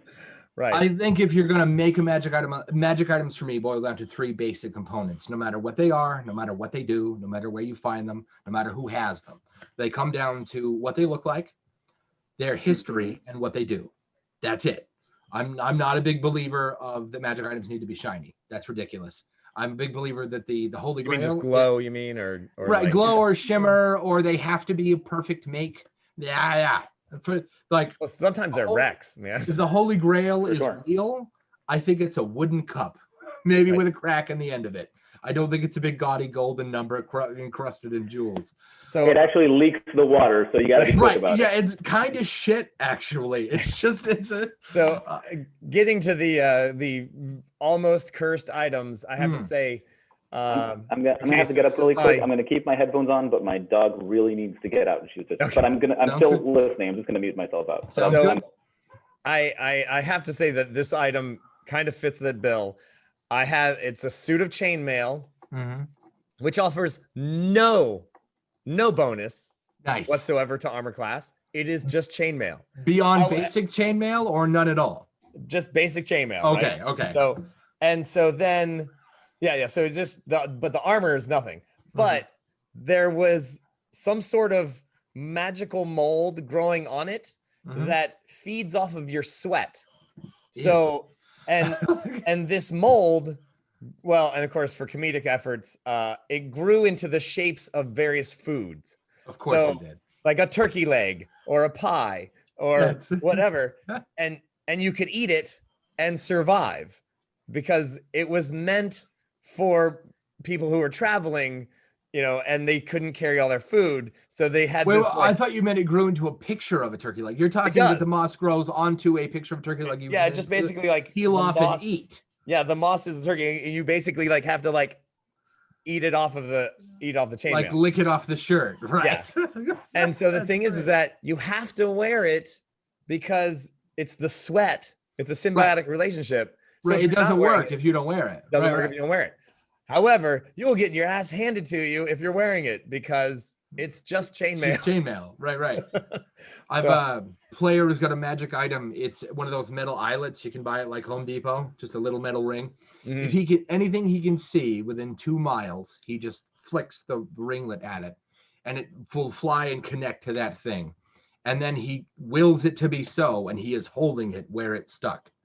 He moves he goes and flies through the air that fast, and he can grab up to anything he can physically carry. Right.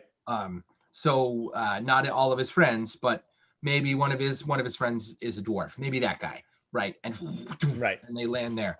And this has made a lot of travel opportunities very fast. But it also means that his favorite technique, he has an ability, not a magic item, just an ability that comes with the class. If he holds perfectly still, he turns invisible. And he remains that way until he does something. Nice. So his go-to maneuver in every combat situation, every time, is to throw the eyelet up high, go with it, turn invisible, go with it, pull the bow out as he flies through the air, since he's not actually touching the eyelet until he gets there. So he's a reptoid. So one day he went, wait a second, why am I using my hands? I can stick to whatever I want with my feet.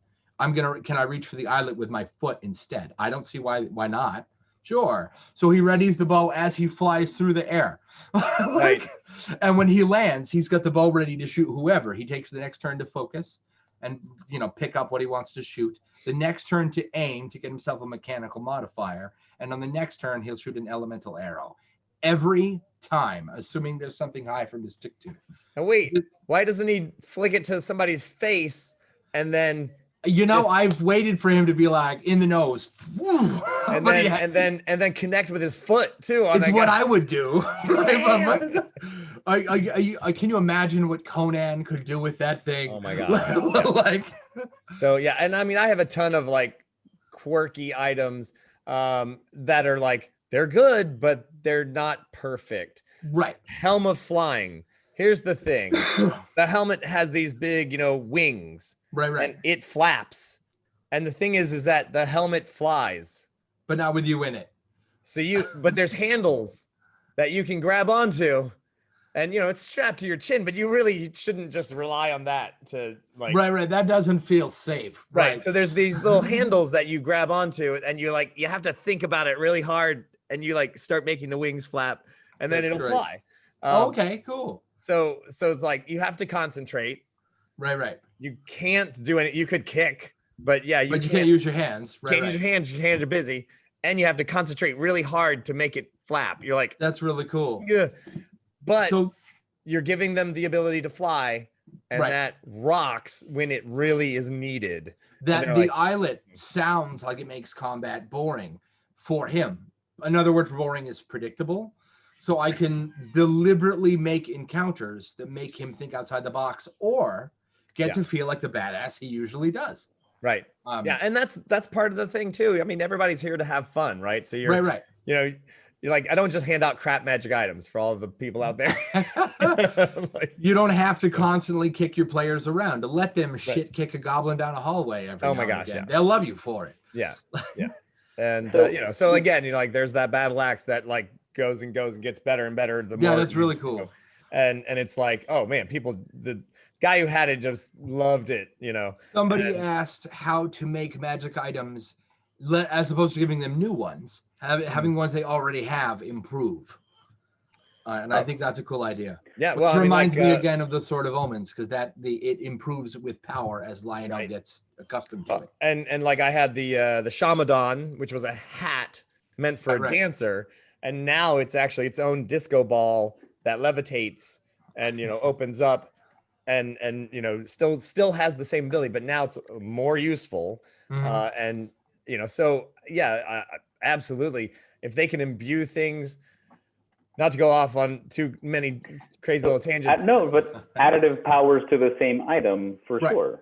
Oh yeah, I had a thing where there was a long crazy magic thing happened to the entire party, and they all pretty much lost their minds and got separated, had their own, like, I'm just gonna say, acid trip, and then at the end of it, I was like, okay, roll this and give me an item, and basically one of their items became special to them and then had the ability to be easily turned into a magic item. So not the usual go for a quest and find a demon. Right. And if it was already magical, it would become more magical. Nice. And then we just had a great time with that moment, because one of the guys, like, it was just his regular hammer. It wasn't a war hammer. It was just like his mallet, like just like for camping, you know? And yeah. And it was like, and it was called Little Buddy. And it was like, it is so special to you now. You've had this entire midnight trek where it was the only thing left, and you saved, you know, somehow it saved you. He made up a whole story about it. And it was like, yeah. And now it's like ready. It's ready to take on a magical property. And we kind of just let it go for a while until like the right moment came. And he was like, can I dip it in this pond, this magical pond? And it was like, yeah. Of course you can. And we're like, the magical Achilles. right? Yeah. Well, and then it was like, But it's I not think magical right here on the handle where you're holding it. Right. yeah. And it was like, well, it was a healing. So it was a healing pond. So he was like, so I'm going to take this hammer. I'm just going to tap you. Oh, I thought you meant Achilles healing, like Achilles sit, stay. Like, right?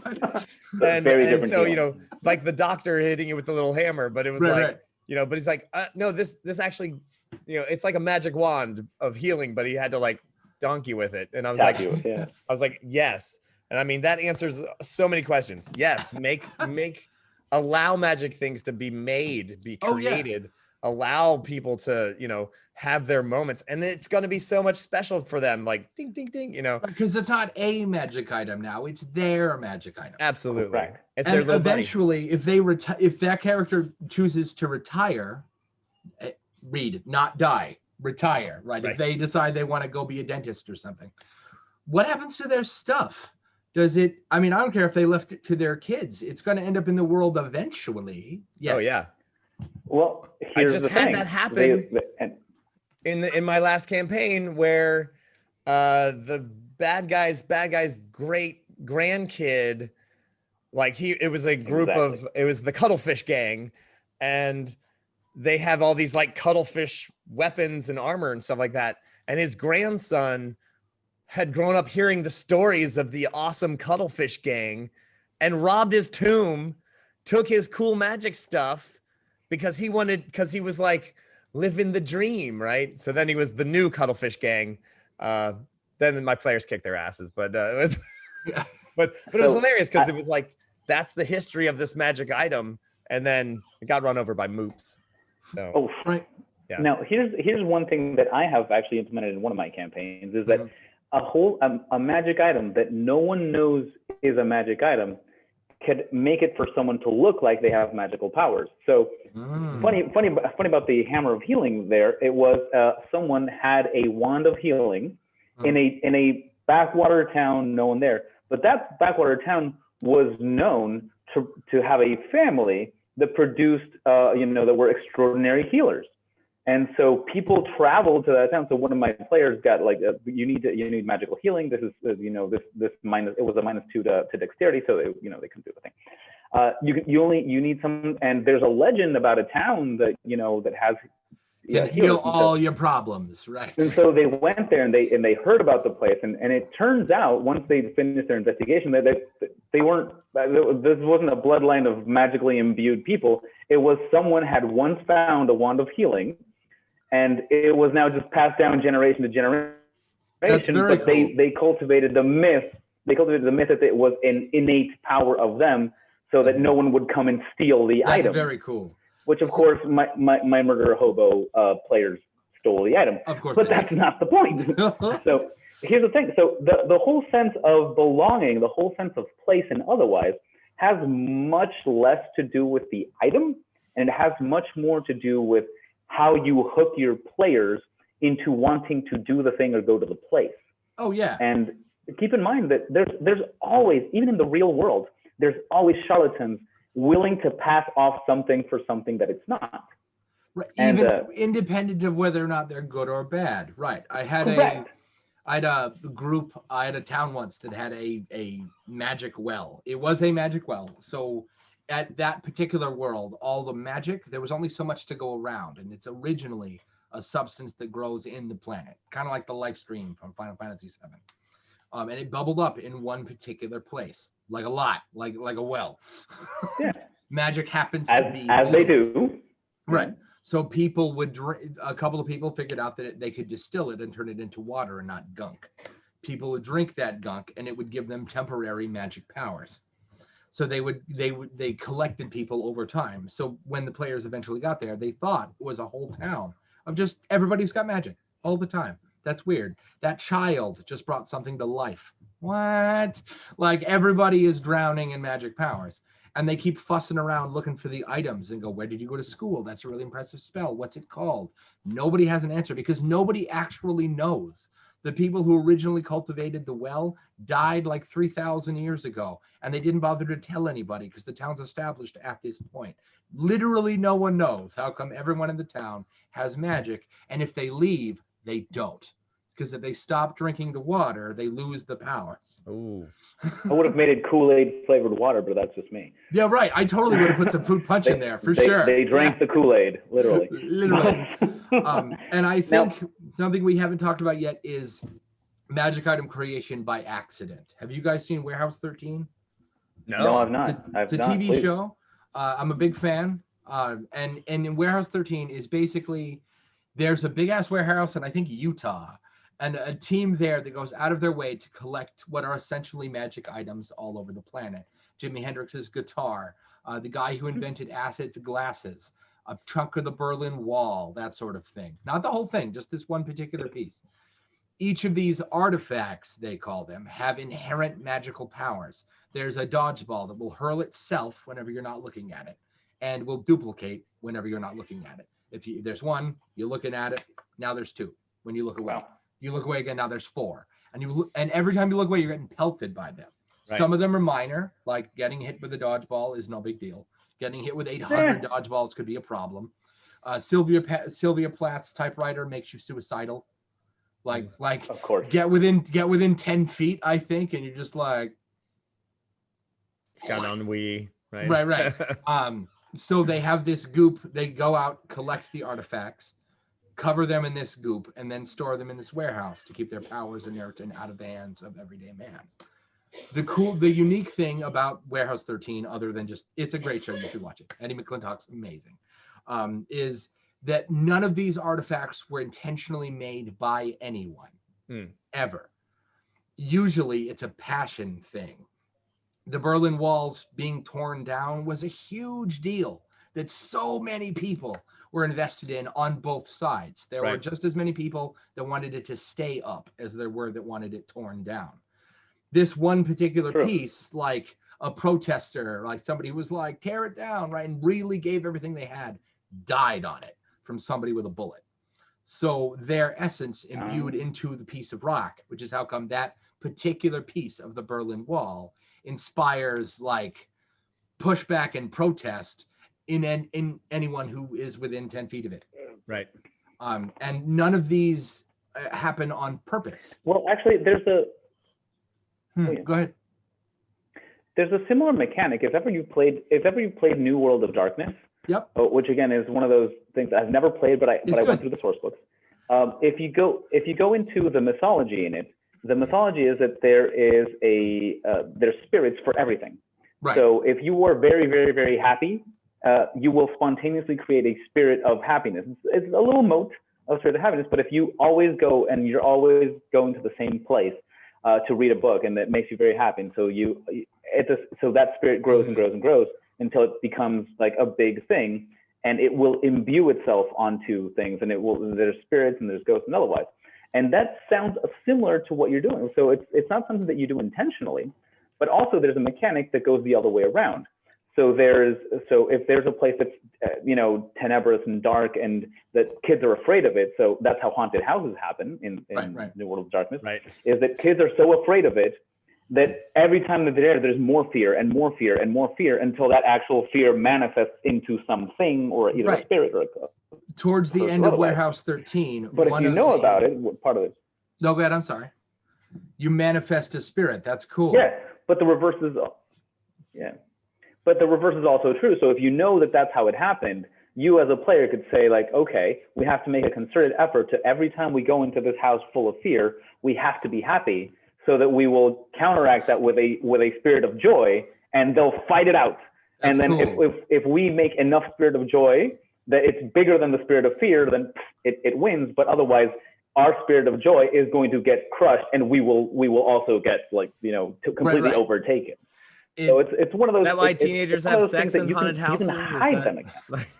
That must be it. Towards the end of Warehouse 13, one of the characters will watch one of these items like occurring. They're happening right now in real time. An artifact is being made. And that show is filled with really cool, wonderful moments and lots of historical characters if you're into that kind of thing. Paracelsus, for example, the father of toxicology, is in it as like a creepy, super bad guy. Oh, it's great. Anyway, in a show full of incredible moments and really interesting callbacks to history and really great writing, that particular moment sticks out. Because when was the last time your players got to see a magic item come into existence with their own eyes? Right. Well, it's, and again, I would say that's the difference between an artifact, which is right. usually a unique item, right. And say a magic item, right? So right. Now, I mean, again, we seem to be on the same page of just like, I'm gonna make this magic item. I mean, I never look at that. I always make them weird too, because I'm always like, well, it'll do this. Sure, it's a +1 against undead, but also if you meet a ghost and it has to specifically be a ghost, you can then, make them explode. I don't know, whatever it is. But, but it's got like a super awesome thing that you're like, it's super awesome, but it's going to be rare chance to use it. But an artifact, yeah, I mean, those are imbued by the essence, that's the guy's hammer, he had a mystical journey with it, and that's why it was like ready to be. I mean, it's literally that same thing. It's like it's ready to become magical. It has that first step, Isn't it so in this is out of game, but this is out of as if we were playing. But isn't it so in Shinto mythology that if some object exists for at least 100 years, it can actually start to become an animate spirit? I believe that's one of the things. I don't know. I'll buy that for $1 that they profess there, because that's cool. Yeah, I don't know. I believe so, and cool. I believe that one of the traditions of why they will repair things in Orient, particularly in Japan, like with little gold filaments and all that, instead of just letting the cup crack, is because they want it to last up to at least 100 years, so that it will become spiritually imbued and become a kami of some sort. Right. So that kind of resolves your whole sense of place. If you think about these things when you're creating your world, like how old is this world? Well, in this city is at least 200 years old. Okay, then there's a chance that there's something magical about that city, because in 200 years something could have happened. Whereas this is a new mining town that's not even a generation old. unless you brought a magic item to it, there's probably nothing that has made it so. And that's just kind of one of the avenues you can take there. Now, one of the things that I was thinking about while I was hearing about your Inspector Gadget hat, which is what I'm going to call it now. And I get the theme song stuck in my head.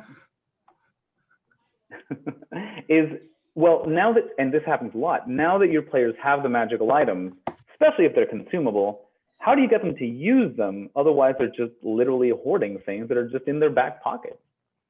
Because that happened in the campaign I'm running for my players. I gave them an awesome a Cloak of the Arachnid. I actually gave them 2, and it wasn't until they were about to die they're like, oh yeah, we could have just cast a web spell from this thing and finished this thing since round 1. I'm like,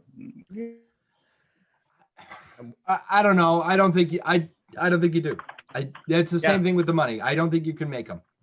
I tend to give my players a lot of items that work a certain number of times. There? You did, right, but I got enough of what you said. Yeah. You got a little weird, but that's all right. I think, we understood. Yeah, I don't force them to use a magic item. And for those worried about balance, if they don't use the magic item, it's just like that you didn't give it to them. Right. And then, for instance, I mean, again, my campaign arc usually has like a little bit of foreshadowing and a little bit of like, hey, lucky we found this crossbow that shoots a dragon killing crossbow bolt. I wonder if we'll need it. Right. Like, and then, four adventures later, they're like, oh crap, there's this dragon. They're gonna use it. They're gonna use it. That's so like, I'm not a huge fan of Skyrim. I think it's easily the worst Elder Scrolls games to date. However, it is stupid popular and it is the most current Elder Scrolls game. So let's talk about that one for a second. Sure. Skyrim has a bunch of artifacts in it. Wabbajack is unique. Wuthrad is unique. There's like 15 Daedric artifacts that are one of a kind, like Molag Bal's Mace of Pain, which I forget the name of right now. That's it. In Elder Scrolls, you can I don't know if you guys have played it, but you can recharge any magic item you have, even once it's empty. You just need to either charge it yourself with a soul gem or pay somebody to do it. Well, I don't worry about whether or not like a Wabbajack's in my house, or I'm not going to sell it. It's a unique magic item. No fucking way. It's a trophy. I'm going to throw it in my chest in my house and let it gather digital dust, because I'm also not going to actually use it in combat because it's weird and unpredictable, and I don't do unpredictable. I play a big dumb barbarian. I want the sword that does this much damage every time. I don't want unpredictable, because Wabbajack turns things into other things. The first time you turn a lich into a sweet roll, that's really cool. The first time you turn a goblin into a lich, whoops. Right. Or sweet roll into a lich. That's even right. Like that's a just problem. wanted to. But I'm not worried about making sure I use the charges in all of those items. Why stress it with your players? If they never use it, great. If you're concerned that they'll, think about why you have that concern. If your players, if you're like, well, because they can, if they remembered they could solve any problem I could throw at them. So let them. You gave them a bunch of Mac items. Let them feel powerful for a while. Yeah. A Prototype has a great sense of escalation. It's a video game. Almost immediately, you are basically indestructible to things like tanks and helicopters and missiles and really anything mankind can bring to bear against you short of a nuclear blast, which they will bring. Spoilers for a very old game. But almost immediately after that, the game will start throwing things at you that are Resident Evil-y, big fleshy creatures that look like they bleed real easy, but they don't. They could give a flying crap that you can turn your hand into like a giant claw. They don't care. And then you will eventually, after you fought them for several levels and you've been sweating bullets the whole time, then you get to eat one of them and gain their big nasty attack, which then works on them very well. You'll get to play with that for a couple of levels, and then it'll introduce something else that doesn't care about that move or the other moves you already had. So Prototype has a wonderful sense of escalation. And as much as things like DBZ catch a lot of shit for that, it's actually a really useful thing. That's how come Arkham Asylum is so good, because as you threaten the bad guys, there's 4 dudes in the room, you pluck 2 of them. Joker's going to be like, hey guys, I don't mean to freak you out or nothing, but I think you're alone in there with the big bad bat, right? And they'll pull their guns and be like, and now you can't just sneak up on them as easy as you could before, because they pull a 180 sporadically. There's a sense of escalation. You're Batman, pulling the first 2 guys is easy. In a room full of 14, you can probably get the first 8.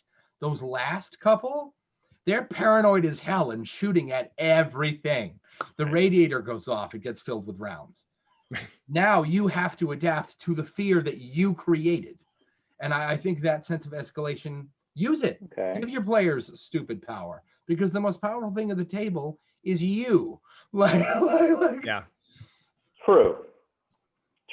Now, you touched on something that I believe it's kind of going to answer this question on its own, but one of the questions we got is what the criteria for the particular magic item you're giving. Like, why am I creating or why am I giving them this specific magic item instead of any other one? And Paulo actually mentioned something, foreshadowing. Foreshadowing is a great reason to use this specific magic item instead of one that I get outwards. But I've also heard a lot of, and especially Matt Colville says this, he'll just roll randomly. He'll give them random magic items. If they're useful or not depends on the players, but it's a reason why people think there's no sense of location. So when you go into crafting your story or your world, do you also bring like, well, this is kind of the end point and these are the middle points, but to get from here to here, there should be a magic item that kind of foreshadows or that goes from here to here, or that they either can benefit from or maybe even require, because that's the quest. Right. So kind of the why we use this particular magic item, I can only think of 2 reasons. 1, plot reasons, as in foreshadowing, or it's part of the thing that they need. Or 2, it's custom made for the player because the player wants to feel cool. So there's layers in that, though. I'd have to say that there's, so like to be fair, it's like the foreshadowing of, say, leaving a dragon lance in the dragon lair. Well, that's easy to say. Well, it was there because some other guy tried to use it and got iced by the dragon, so it's sitting there because there's probably some other stuff there too. Some other, there's probably a magic shield that is resistant to the type of dragon that it is. Why? Because someone came prepared. Someone came prepared, but sadly not prepared enough. For sure. Their loss is your gain. And so, I was like, well, if and then of course you got to go, well, is the dragon smart enough to then know that that shield should be hidden from everyone else? It's gonna put that shield underneath a bunch of gold pieces and hide it, or is that particular, is it, if it's a wyvern or something that doesn't have necessarily like a lot of intelligence or something, who knows? But that one group that they were the characters were fighting, grabbed this crossbow that had a couple of crossbow bolts meant for dragons left, because that team had fought that dragon and killed it. That's why it was in that bag. And so they still had those things. Now, that doesn't foreshadow exactly what's going to happen, but they did eventually fight a giant blight dragon and were able to use those crossbow bolts to great advantage. But it made sense that, these guys, these guys fought a dragon and they had a couple of bolts left over that they didn't shoot all their wad. They just shot most of it and had these 2 left. So there's a place for those. They exist. They're there. And man, but I have to go back to dropping random items. Like if you rolled and you were like, oh, it's a plus, it doesn't matter. Whatever the magic item is, you're like, why didn't whoever had it use that? Because they shoulda, they woulda, it's a wand of fireballs. Like if the person was able to use a wand of fireballs and they had it, why didn't they just whack that party with that wand of fireballs? And so that one's weird for me. So ICRPG is a system I'm really fond of, and one of the tenets it's based on is random loot rolling. and a Pavlovian die usage. So whenever your players thump, so the die always does the same thing. There's no such thing as a weapon that does 2d6. All melee weapons are d6 dice. Period. All magic items are that do damage are d8. Period. If it's just your brain in your hand, it's a d4. Period. That's it. Everything is always the same. So whenever you tell your players to roll percentile die, they know that they're about to get a goodie bag. Oh, Which is cool. You build that same Pavlovian bell that goes off when you say roll initiative, and all your players are like, "What? We got to kill it something?" just got real, right? Right. They drop their cell phone immediately. Like what? Right. I have to pay attention. Right, because that's the I have to pay attention sound. And I don't like initiative. You can totally lose it. But one of the concerns in losing it is you might lose that Pavlovian bell. You can get it back by every time battle starts, have a phrase that you always say. Avengers Assemble works just fine. Right. Use that. There's a reason that works in comic books. Because no one's actually talking in comic books. That's in your brain, and it works just the same way. Anyway, one of the things that ICRPG does is Hank is a big Legend of Zelda fan, and he's gamed up ICRPG, like video gamed it just a little bit. Everybody has hearts, like out of Legend of Zelda. And players open chests. Why? Because they want to. Because it's a treasure chest. It's cool. Players want to crack open a treasure chest. So you don't know what's in it until you crack it open, and then you roll percentile die. There's got a bunch of different tables in the book, and they range from incredibly powerful to just what the hell, like a bag of fingers. We rolled a bag of fingers one day. Nice. And then one of the players asked me what kind of fingers. The book doesn't cover that. 6 dwarves, 2 elves, and a bunch of human fingers. 2 of them look like they're small enough they could have come from children. Boom, done. Move on. Halflings, yeah. And then they Halfling did children. Yeah, right. Now they're like, those are like toes, aren't they? Monsters. ICRPG is a lot of fun, but it creates a very different mentality, a psychological buy-in, where your bad guys might have a magic item, but there is also magic items in that chest, and we all kind of know that chest exists for your players to crack open and for no other reason. Right. It didn't exist until they appeared. I didn't know what until they rolled it. Now I will say, I'm not saying that there aren't magic items in a chest. Right. Absolutely. And the thing is that is because they were adventurers just like you. They hoarded their magic items. Just so like even though you. they used the lightning sword on you, doesn't mean they don't have a fire sword in the chest. Right. That's true. They weren't wearing every single sword they had, like your adventurers are. Right. ICRPG does that too. If you want to wield, so you've got 20 item slots, and you can 10 of those are equipped, which means you can reach it this turn without having to dig through your backpack first. Right. Call it a utility belt if you want, whatever you want to call it. Now, does it make, and beyond that, there is no limitation. So if you want to have 10 greatswords on you, does that mechanically make, no, it does not. Hulk is big and stupid strong, and not even Hulk can carry 10 great swords at a time and effectively use them all at a time. But your players aren't doing that anyway. Think about it. Yeah. They only get so many actions a turn. It just means that they can reach the thing they want. So as much as I like ICRPG, it is much closer to a video game kind of mentality than a deep Lord of the Rings drama dripping with Game of Thrones, right? It's very different. And I think you can do whichever. You can mix them up if you want. I am not good at long, slow burn political intrigue. Yeah, no. All right. If you want Jonathan Snow, you need to go find someone else. Well, he can come back, so even if you lose him. But that's the point. What?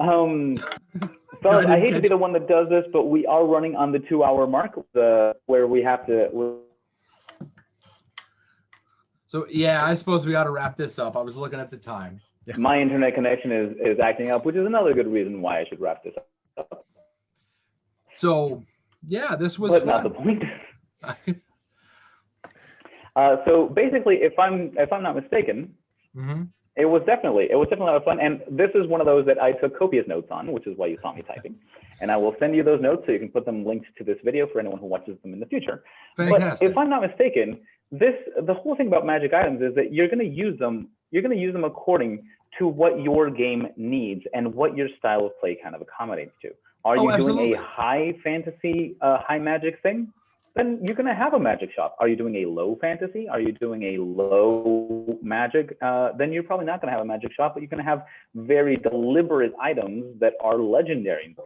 Kind of as a game master, no matter what you're deciding on playing, whether it be Dungeons and Dragons or any other RPG, it's more about your world and your game than the actual magic item itself.